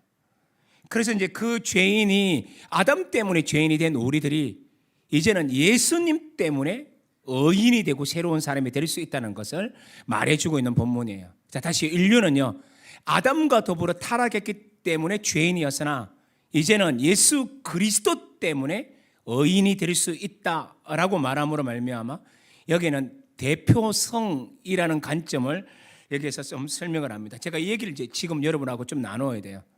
여러분 오늘 바울의 논지는 뭘 말해 주느냐면 여러분 잘 아는 것처럼 우리가 성경이 말하는 원죄론을 통해서 너무 잘 알고 있는 것처럼 우리는 아담의 후손으로 태어났기 때문에 죄인이다라고 우리에게 말해주고 있는 대목이 이 본문이에요. 그럼 우리가 한번 물어봐야 되면 정말 우리가 죄인 맞아요? 우리가 정말 죄인이 맞습니까? 이 질문을 던지면 바로 밑에 있는 대표성하고 연결이 되게 되어 있습니다. 우린 정말 죄인인가? 이것만 잘 이해하면 뒤에 대표성하고 연결되어서 12절부터 21절까지를 금방 이해할 수 있게 돼요. 한번 물어봅시다. 우리가 죄인입니까? 그래요, 죄인이에요. 왜 죄인일까요? 실제로 죄 지으니까. 맞나요? 우리 실제로 죄 짓잖아요. 여러분 자녀 키워보신 분 알죠? 자녀 키울 때 여러분 혹시 이렇게 합니까? 여러분의 그 노하우를 전수합니까? 이렇게 말이죠. 얘야, 거짓말 할 때는 입에 침을 절대 바르면 안 된단다. 얘야, 거짓말 할 때는 뻔뻔스러울 정도로 눈을 딱 바라보고 확신의 참 목소리를 얘기하면 엄마 아빠가 속을 수 있단다. 알겠지? 거짓말은 그렇게 하도록 하여라. 뭐 이렇게 가르쳐 주니까 애들이 거짓말 잘하던가요? 아니요. 거짓말 안 가르쳐 줬는데 거짓말을 너무 잘해요. 왜 그럴까요? 인간은 어쨌든 죄를 짓고 살고 죄와 뭔가 떨어질 수 없는 존재라는 걸 거기서 벌써 하나 다 암시를 하고 있죠. 그래서 칼빈은 그런 뉘앙스를 가지고 앞에 말한 A의 그 예를 들어서 설명하기를 뭐라 그러냐. 칼빈도 그렇게 얘기를 합니다. 뭐라 그러느냐 하면 우리가 죄의 본성을 가지고 있기 때문에 죄인이다. 이렇게 얘기합니다. 그래서 칼빈은요, 기독교 강요를 통해서 뭐라 그러냐면 영아조차도 태어난 아이들조차도 아담의 후손이기 때문에 또 그 본성을 가지고 태어났기 때문에 죄인이다라고도 말을 합니다. 그러나 성경이 좀 더 이 말을 자세하게 설명하는 것은 오늘 본문이 말하는 것은 이것도 있지만 더 중요한 한 가지는 이렇게 얘기합니다. 우리가 아담의 자손이기 때문에 그렇다 이렇게 얘기합니다. 인간은 죄인이냐 했을 때 그렇다. 우리는 죄인이다. 이렇게 설명해요. 왜 죄인이냐? 죄를 짓기 때문에, 본성이 그렇기 때문에 라고도 말하는데 성경이 우리에게 말하는 것은 아담의 후손이기 때문에 그렇다. 서구 신학자들이 우리 동양 신학자들 말고요. 서구 신학자들이 글 썼는 로마서의 주석들을 쭉 읽어보면요. 그게 그렇게 설명을 깔끔하게 잘 못해요. 왜 그러냐 하면 이 서구의 유럽의 개념에는요, 강조하는 게 공동체성보다는 개인주의 성향이 강해요. 맞죠? 그래서요, 이 아담의 후손이라는 말은 뭐냐면 이게 대표성의 원리, 좀 설명할게요. 이 개념, 공동체가 함께 묶여 있다는 개념들을 잘 이해를 못 하더라고요. 그러니까 팀 켈러 책도 읽었는데 팀 켈러 책은 어떻게 말하느냐면 이 부분에서 자기는 굉장히 곤란해하면서 서구 유럽은 이걸 잘 모르는데 하면서 이렇게 설명을 해나가는 거 보면서 이 서구니까 뉴욕의 한복판이라서 팀 켈러도 이 부분에 대해서는 굉장히 그 필치가 좀 약해지고 있구나라는 걸 제가 책을 읽으면서 느꼈거든요. 예, 그런 것들이 있어요. 유럽은 이걸 잘 이해를 못해요. 그러나 우리는 잘 이해해요. 대표성의 원리가 뭐냐? 너무 쉽습니다. 아담의 후손이라는 게 뭐냐? 되게 쉬워요. 우리 유교적 관점에서 한번 생각해봐요. 양반집 교수가 있어요. 노예의, 그러니까 노비의 아들이 있어요. 둘이가 너무 사랑했어요. 알겠죠? 너무 사랑했어요. 그래서 이 양반집 딸이 누구한테 시집 가요? 노비의 아들에게 시집을 가요. 그런데 이제 부모님이 반대하니까 야반 도주를 둘이 한 거죠. 그래서 같이 살았어요. 그러면 이 태어난 아이는 양반집 딸이니까 양반이에요? 노예 아들에서 태어났겠으니까 노예예요? 어떻게 하세요? 다 알죠? 이게 어려워요, 쉬워요? 제가 이 설명하는 게 너무 쉽죠? 왜 그래요? 우리 동양 사상이 있고 이 사상에 굉장히 물들어 있기 때문에 그래요. 그러니까 성경도 얘기하고 있는 개념이 이 대표성의 원리가 바로 이런 의미예요. 아담 속에 있었어요. 그런데 이런 개념들이 동양의 개념들도 굉장히 쉬워요. 뭐라고 얘기하느냐 하면 야곱의 후손들을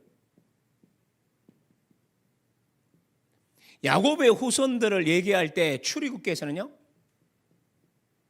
이게 조금 정확하지는 않는데 다른 게 지금 생각이 명확하게 생각나지 않아서 이걸 좀 끌고 오는 거예요. 출애굽기 1장에 보면 어떻게 표현하느냐 하면 이렇게 얘기해요. 야곱의 후손들이 어떠냐 하실 때 이렇게 말합니다.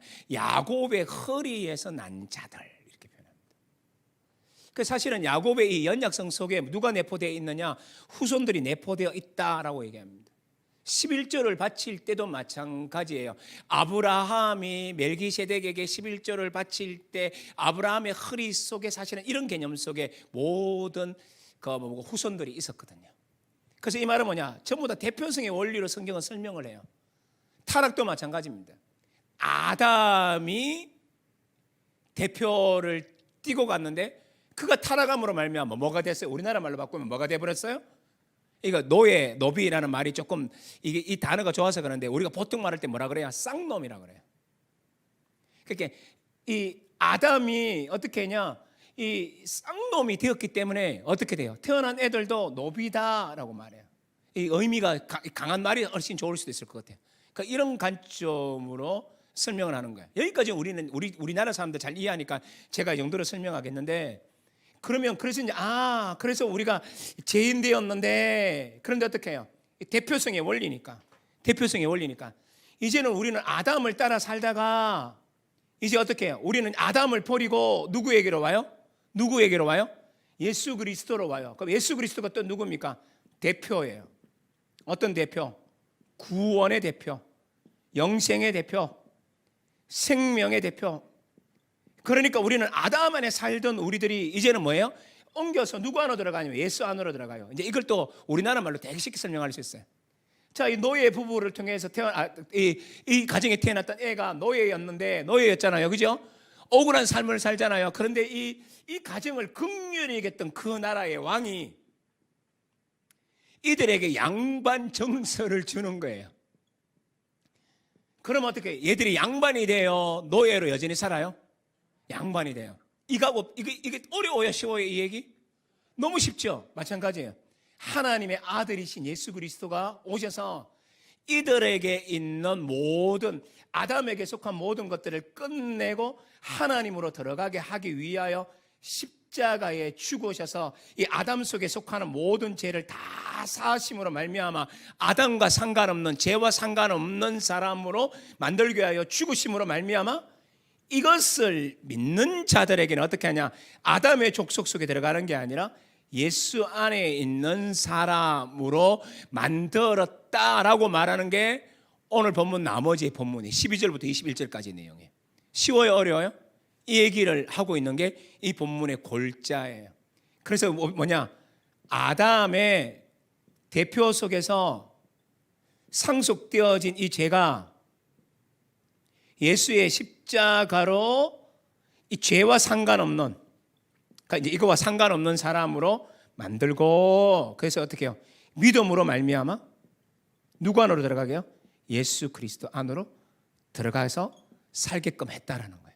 그래서 우리가 믿으니까 이제는 누구 안에 속하지 않아요? 아담에게 속하지 않고 누구에게 속해요? 예수에게 속하는 거예요. 그래서 그 12절부터 21절은 뭐냐? 대표성의 원리가 바뀌었다라는 거예요. 아담에 속하는 사람이 이제 어디로 속해요? 이제 예수에게로 속해요. 요 말의 의미를 더 잘 이해하는 게 이제 나타나요.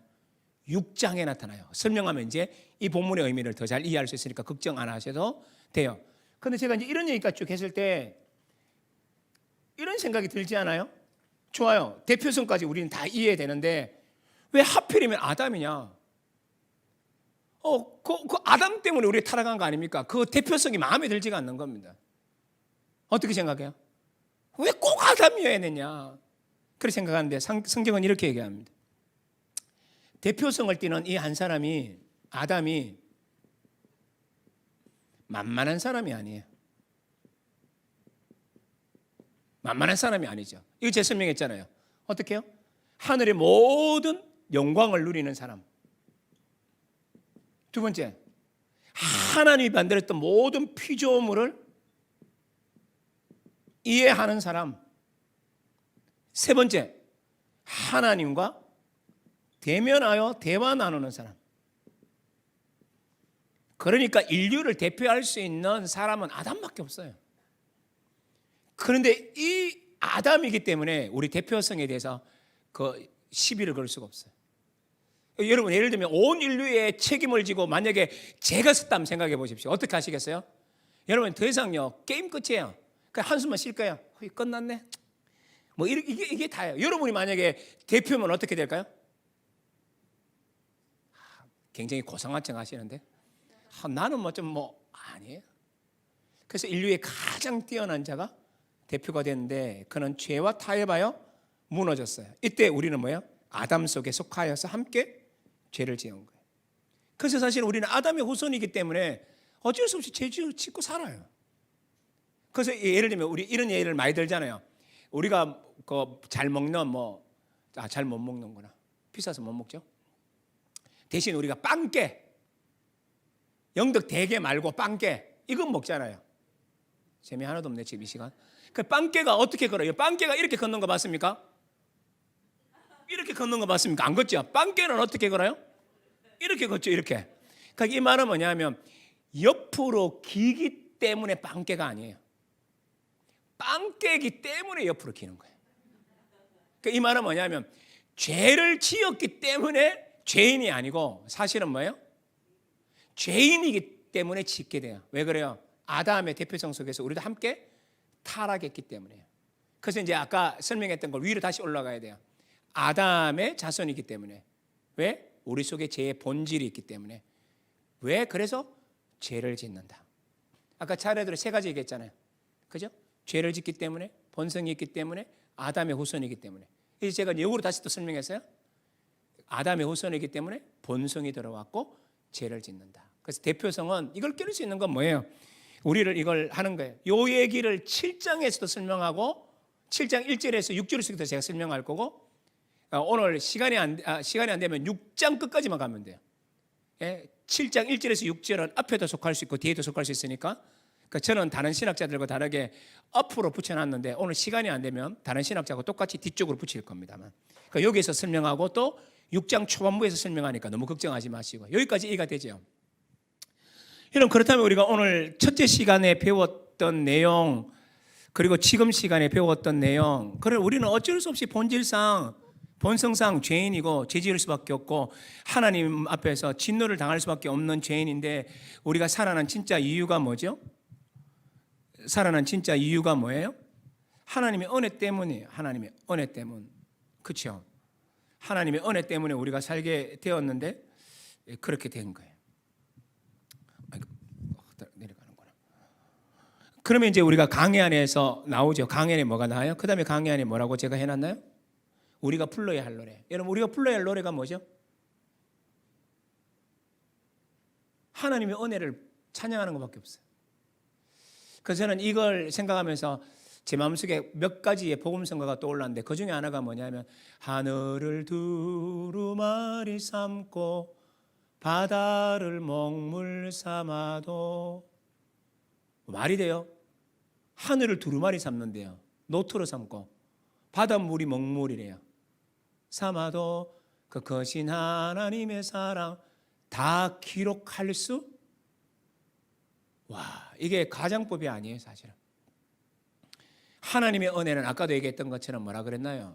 하늘이 텅텅 빌 정도로 우주보다 더 크신 분, 영원보다 더 크신 분이 당신의 모든 것을 내어놓은 그 내어놓은 대상이 우리라는 그 이 전율, 난 하나님의 사랑이 됐다는 전율이 우리로 하여금 노래를 부를 수밖에 없게 되는 거죠. 여기까지 이해가 이제 다 됐을 거라고 생각하고, 그죠? 5장까지는 너무 쉽죠? 자, 그러면 6장 또 되게 중요한 얘기를 해야 되는데요. 그런데 우리가 읽지 않았던 본문 중에서 우리가 한 구절을 좀 읽고 먼저 또 시작을 해야 돼요. 로마서 5장 보세요.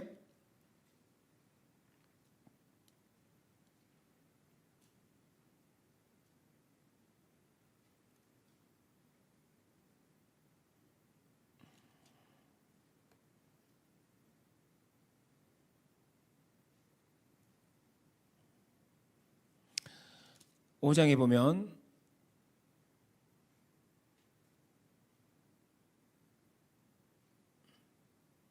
(20절) 자, 5장 20절 한 구절만 이거 짧게만 보면 좋을 것 같아서 5장 20절 보십시오. 율법이 들어온 것은 범죄를 더하게 하려 함이라. 그러나 죄가 더한 곳에 은혜가 더욱 넘쳤나니. 그러니까 죄가 넘치면 넘칠수록 하나님의 은혜가 얼마나 큰지 알게 되겠죠. 내가 행함으로 잘못하고 죄를 짓고 죄가 막 드러나고 그랬는데 하나님 날 용서하셔서 그렇게 은혜가 더 넘치죠. 죄가 더한 곳에 은혜가 더 크죠. 이게 이제 성경을 설명하기를 예수님 비유에도 나타나요.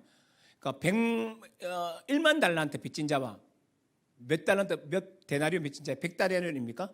그 빚진 자가 있잖아요. 그러니까 여러분 1만 달란트 빚진 자는 얼마나 그 은혜가 이 비유는 별로 안 좋네. 예수님 그거 잘못했으니까. 예를 들면 예수님이 그 문둥이 시몬 바리새인 시몬의 집에 갔을 때 그 바리새인 시몬이 발 씻을 물도 주지 않았어요. 모욕을 가했죠. 그런데 한 여인이 와서 향유를 부었죠. 그런데 이 바리새인이 속으로 죄인인데라고 하면서 속으로 그렇게 했죠, 그죠? 그때 예수님께서 비유를 들면서 얘기하면서 이렇게 물었어요. 더 많이 사함받은 사람이 더 사랑하겠느냐, 적게 사함받은 사람이 더 사랑하겠느냐 했을 때 시몬이 뭐라 그랬나요? 더 많이 빚짐을 탕감받은 사람이 더 사랑할 것입니다 라는 것들을 기억하시면 돼요. 그러니까 죄 용서를 더 많이 받은 사람이 그 속에 은혜가 더 넘치는 거예요. 그러니까 이런 얘기를 하면서 우리에게 쭉 설명을 했는데 5장까지를 딱 듣고 나니까 사람들이 무슨 질문을 하느냐 하면 이런 질문을 해요. 죄가 많은 것이 은혜가 넘쳤다고? 야, 그거 괜찮네. 그러면 우리가 죄를 더 짓자. 죄를 더 지으면 더 지을수록 어떻게 되나요?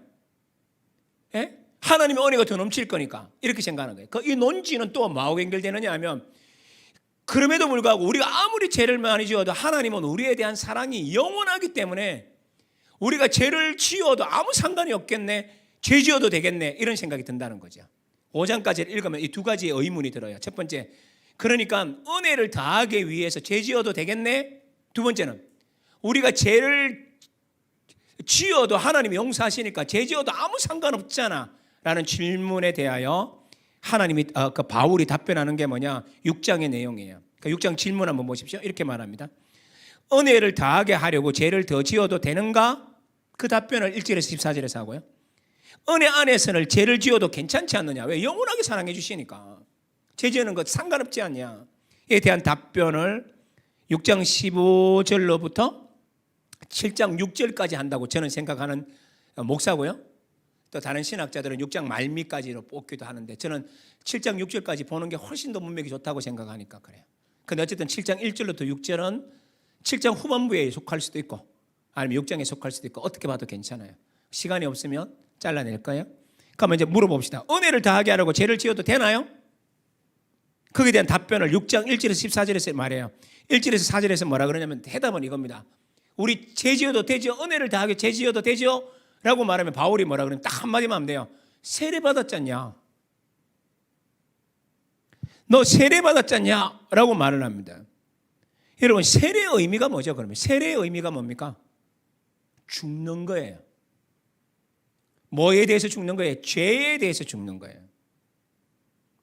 세례를 왜 받죠? 내 지금까지 살아왔던 나의 죄가 더럽고 추하여 하나님의 영광에 들어가지 못합니다. 이 죄 때문에 하나님과 원수가 되었습니다. 이 뜻이잖아요. 맞나요?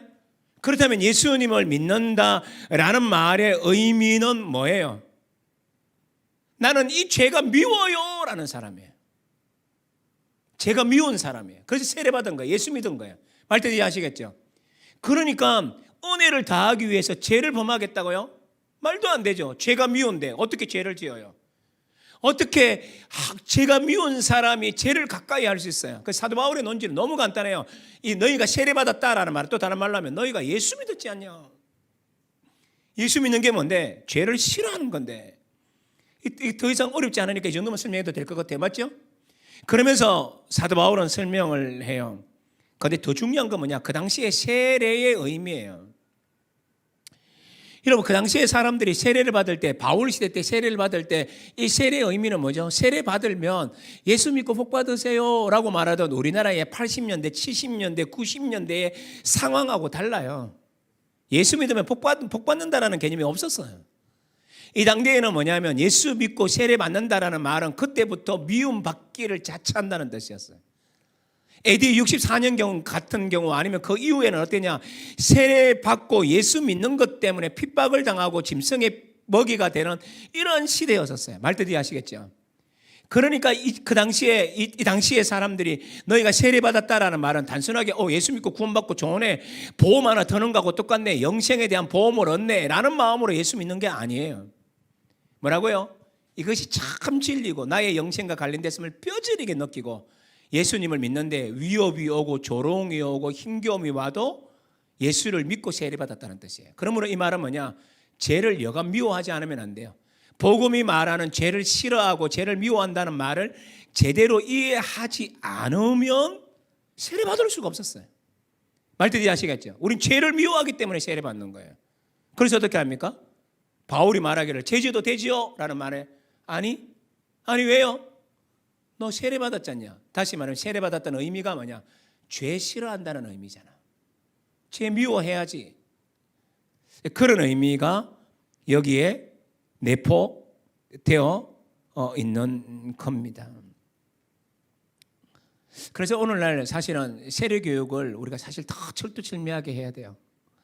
제가 우리 부목사님들한테 늘 맡기는데 우리 부목사님들이 세례를 줄 때 그냥 이렇게 1시간, 2시간 그냥 보내지 않고 1시간, 2시간 내에 예수 그리스도의 복음을 막 가르치려고 막 피 터지게 가르치대.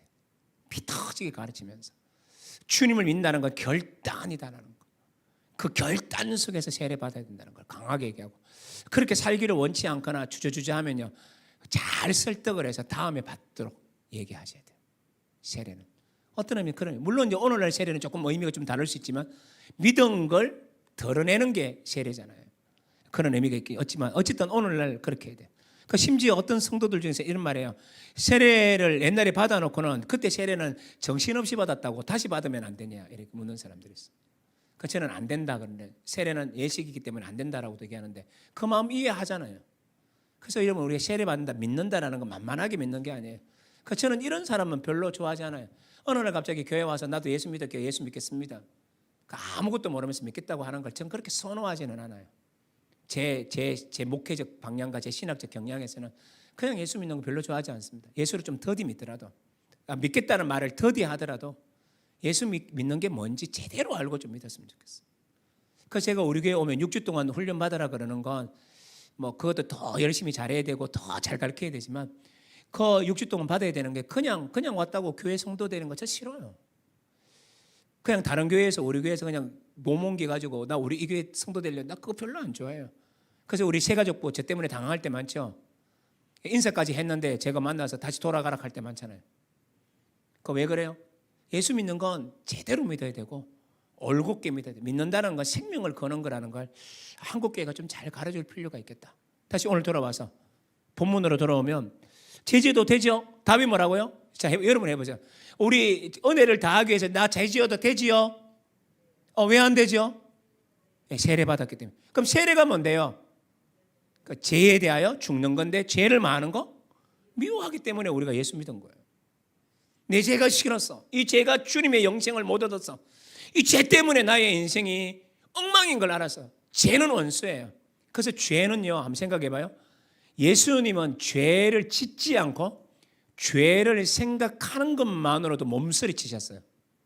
그런 게 성경 어디 나오나요? 겟세마네 동산이 그거잖아요.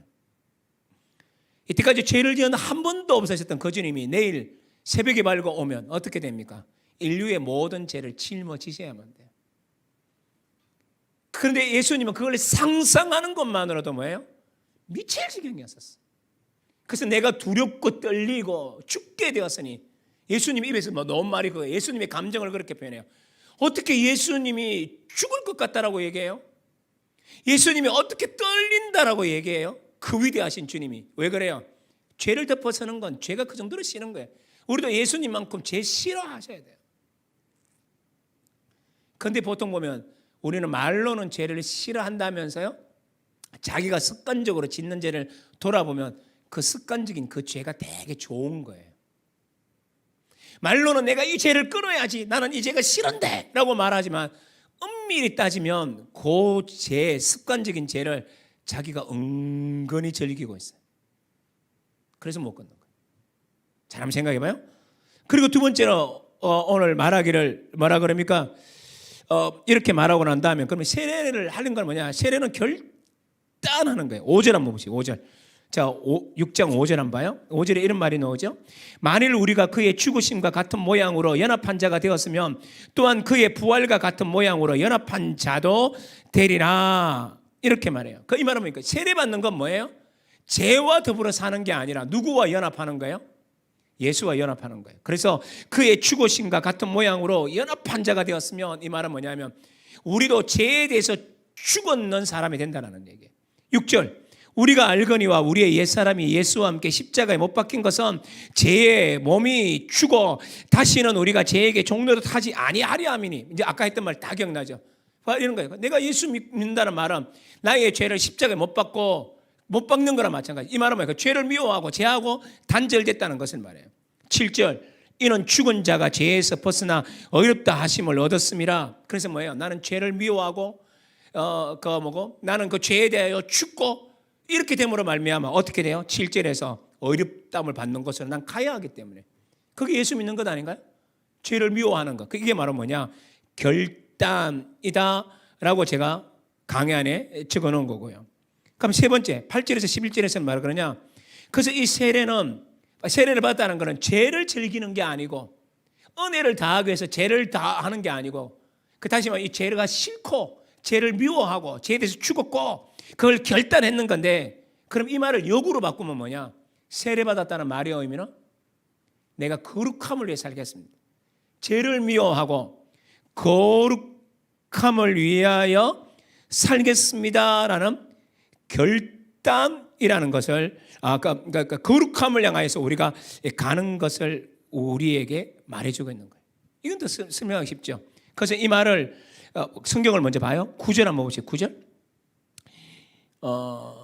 이는 그리스도께서 죽은 자 가운데서 살아나셨음에 다시 죽지 아니하시고 사망이 다시 그를 주장하지 못할 줄을 알미로다. 한번 생각해 봐요.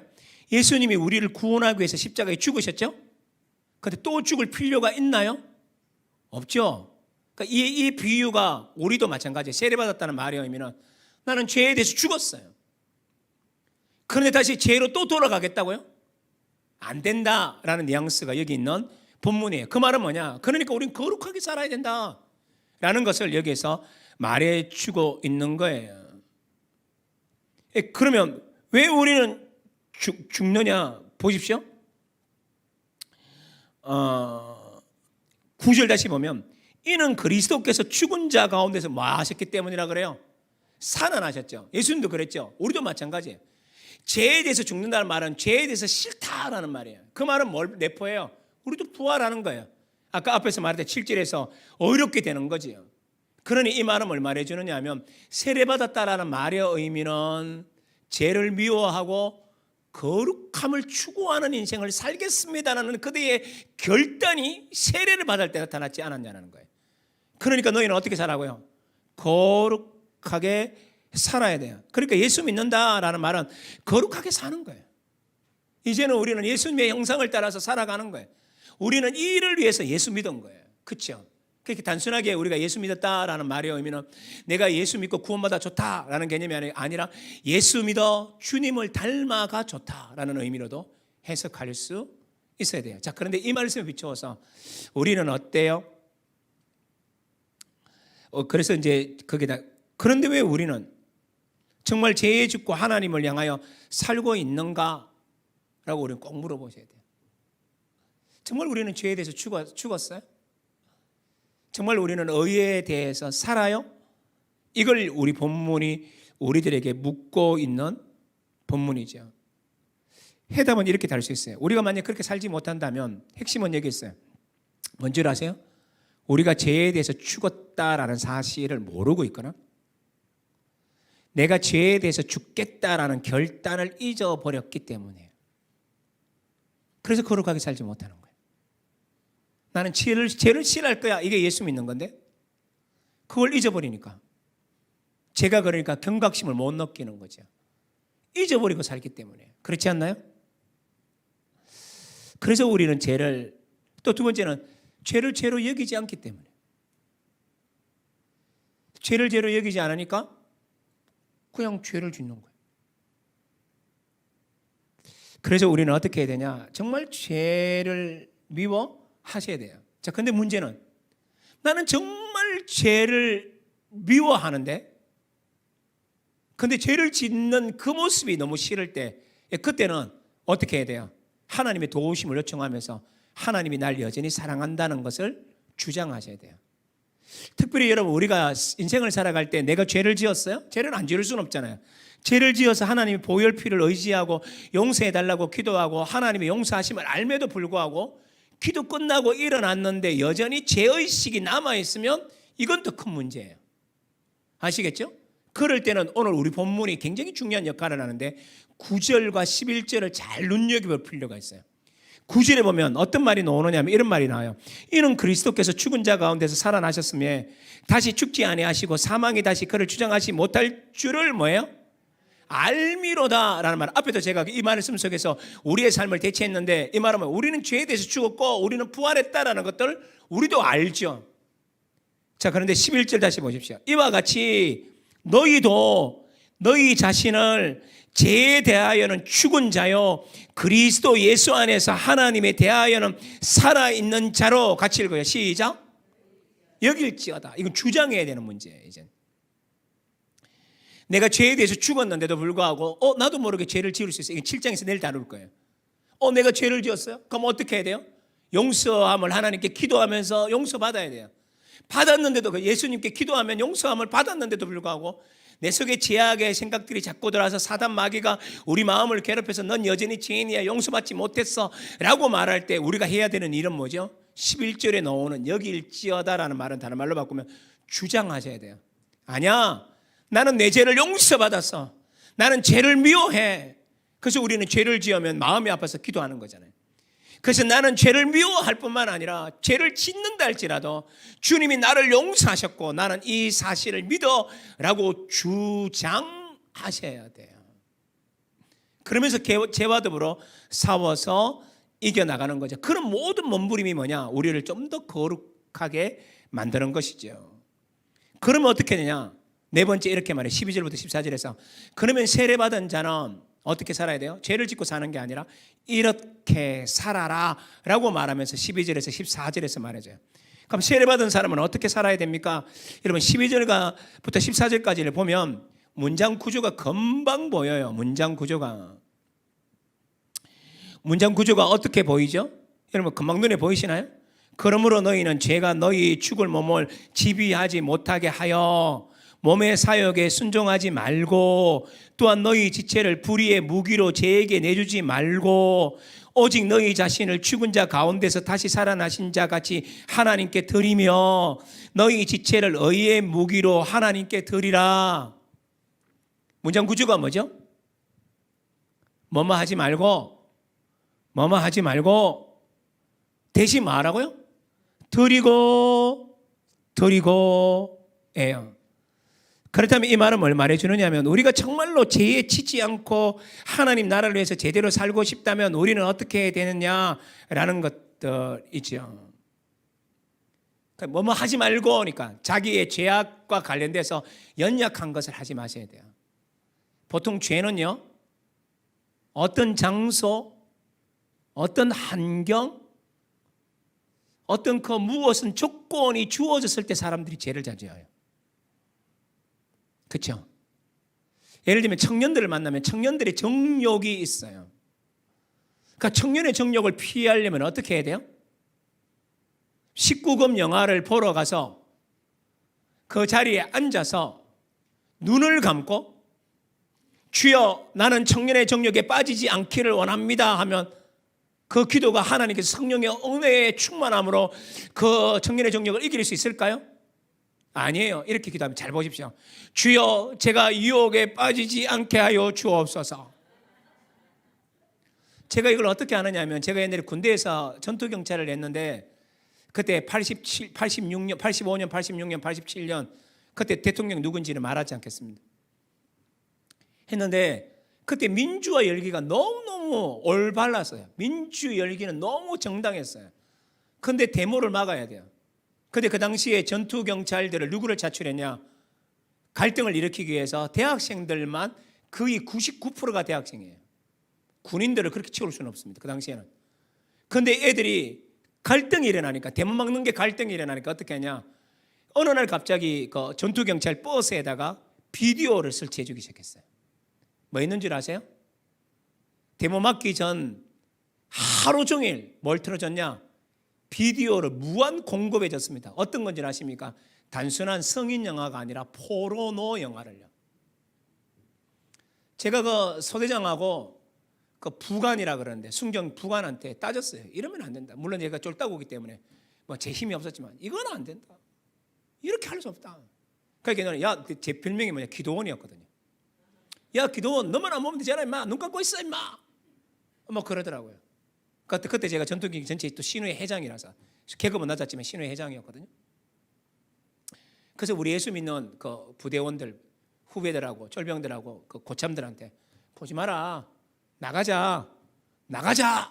그러니까 고참은 아무도 안 나가요. 야, 뭐 꼭 나가야 되냐? 뭐 이러면서 내가 안 보면 되지. 이렇게 보고. 후배들도 그러더라고요. 근데 내가 나가면서 머리를 때렸어요. 선배는 머리는 못 때리고. 후배 머리 때려 나와 임마 새끼 나와. 해도 안 나오는 애들이 꽤 있었어. 여러분 정욕을 피할 수 있는 건 어떤 장소가 있어요. 누구를 만나면 뭐 예를 들면 불평이 나와요. 누구만 만나면 내가 정당하게 살지 못하면 그럼 어떻게 해요? 그 사람을 떠나셔야 돼요. 그렇다지만 여러분의 환경과 여러분의 여건이 있어요. 그 장소만 가면 안 좋은 얘기만 들어요. 그럼 어떻게 돼요? 그 장소 가지 마셔야 돼요. 그러니까 이게 뭐뭐 들이지 말고. 그럼 어떻게 해야 돼요? 뭐뭐 하지 말고 이렇게 해야 되고. 그럼 드리라라는 말은 하나님께 좋은 걸 드리려고 마음먹으면 돼요. 하나님 나 어떻게 살까요? 그래서 아침에 일어났을 때 하나님 내가 어제보다 오늘 더 주님께 영광 돌리게 해주십시오. 이런 마음으로 하나님께 그 장소에 가는 대신 그들과 어울리는 대신 주의 이름을 깨끗하게 부르는 자들과 함께하고 하나님을 찬양하는 장소에 더 있으면 안 좋을까요? 저는 그렇게 생각하는데 이 연사 여러분을 향하여 호소합니다. 뭐 이렇게 맞지 않나요? 그러니까 우리가 있어야 할 장소를 잘 생각해 보십시오. 혹시 여러분 최근에 가지 말아야 할, 안 가도 되는데 가야 할 장소 아무도 없을 때 무엇하고 계셨나요? 그 사실 우리의 경건함은 나이가 어리면 어릴수록 점점 어리면 어릴수록 아무도 본원이 없을 때 조심하셔야 돼요. 그래서 우리는 뭐냐? 주님께 적극적으로 드려야 돼요. 그죠?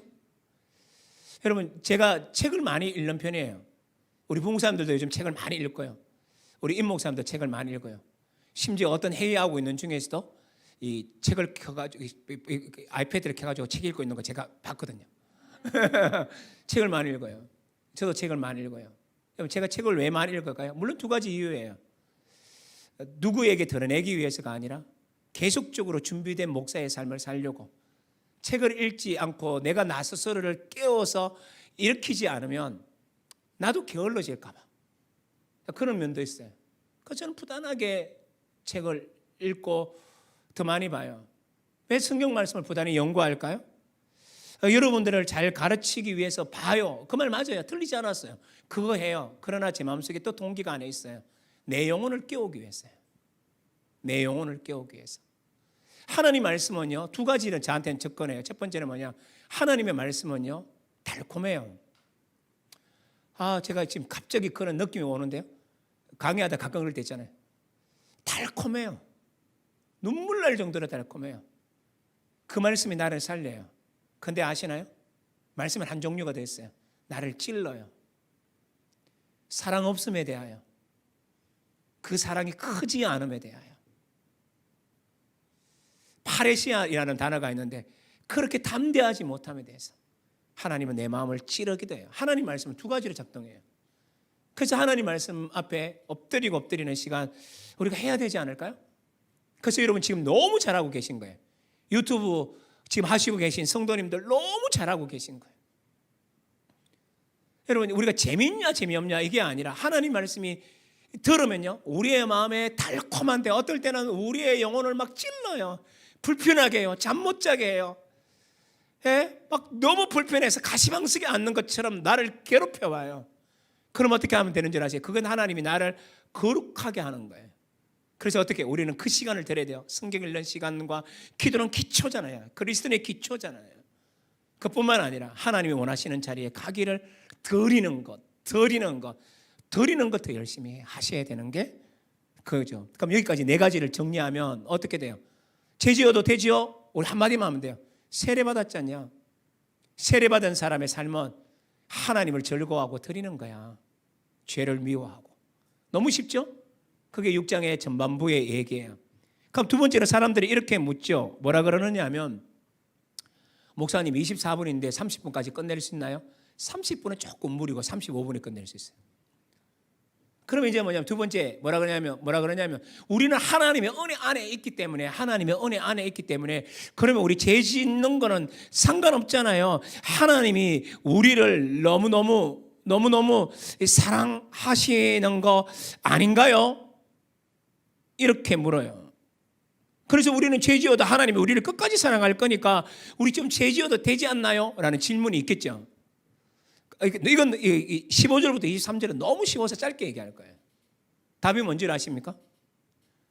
하나님이 너희를 부르고 너희가 예수 믿을 때 너희를 뭐로 불렀는 줄 아냐? 의의 종으로 불렀다. 아까는 너희가 세례받았다 그랬잖아요. 죄에 대해서 죽었다 그랬잖아요.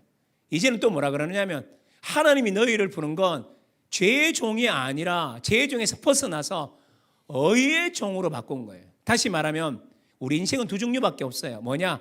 죄에 봉사할 건지 의에 봉사할 건지. 그래서 16절에 그게 금방 나타납니다. 16절 보십시오. 16절에 뭐라 그러느냐면 6장 16절에서 이렇게 말하죠. 너희 자신을 종으로 내주어 누구에게 순종하든지 그 순종함을 받는 자의 종이 되는 줄. 그럼 이 말은 뭡니까? 죄에 들이면 무슨 종이 돼요? 죄의 종이 되는 거죠. 그 다음에 계속하는 말이 너희가 알지 못하느냐? 혹은 죄의 종으로 사망에 이르고 혹은 같이 읽어요. 시작. 순종의 종으로. 하나님을 위해서 아까 드리는 삶. 순종하고 하나님을 기뻐하는 삶. 그래서 저는 이 단어를 의의 종으로라는 거예요. 20절 보십시오. 너희가 죄의 종이 되었을 때는 의에 대하여 자유로웠느니라. 21절 너희가 그때 무슨 열매를 얻었느냐? 이제는 너희가 그 일을 부끄러워하나니 이는 그 마지막이 사망임이니라. 이렇게 말하는 이유가 뭐예요? 너희 삶을 계속 죄의 종으로 드리겠다고? 아니야. 그 열매는 사망인 걸 너희들도 잘 알고 있으니까 그렇게 살면 안 돼. 그래서 어떻게 알자고요? 너희 삶은 이제 뭐라고요? 의의 종으로 부르심을 받았다라는 거예요. 그래서 우리는 어떻게 살아가냐? 의의 종이기 때문에 의롭게 살아야 돼요. 그렇죠? 이건 뭐 제가 설명할 게 없는 것 같아요. 의의 종이니까 그냥 의롭게 사는 거예요. 내 소속은 의의 나라에 속하기 때문에 의로운 일을 해야 돼요. 죄를 짓는 건 어느 나라에 속하니까 죄의 나라에 속한 사람이니까 죄 지으려고 하는 거고, 나는 의의 나라에 속했으니까 죄를 단절하고 앞부분에 했던 얘기. 그리고 나서 의롭게 살려고 하는 거죠. 자, 그런데 어떻게 하면 의의 종이 되는가를 이제 주목하면 이 강의, 오늘 강의는 끝나요. 그럼 어떻게 하면 의의 종이 될 수 있을까요? 어떻게 하면 의의 종이 될 수 있을까요? 21절에 답이 나와요. 보세요. 너희가 그때 무슨 열매를 얻었느냐? 그 죄의 종으로 살 때 무슨 열매를 얻었느냐? 이제는 너희가 그 일을 뭐 한다고요? 그래요. 의의 종이 될 수 있는 유일한 비결은 죄를 부끄러워하는 사람이에요. 옛날에 예수 그리스도를 알지 못할 때 지었던 죄를 부끄러워하는 거예요. 예를 들면 옛날에는 어떤 사람에 대해서 힐난하고 뒤에서 뒷담화 까는 것이 재밌는 우리의 일상이었다고 생각했는데 예수 그리스도를 딱 믿고 나니까 뒷담화 까는 것이 부끄러운 일인 걸 알게 됐어요. 그러니까 의의적으로 살 수 있는 유일한 비결이 뭐예요? 부끄러움을 알 때예요. 제가 어제 어떤 한 집사님이 얘기했잖아요.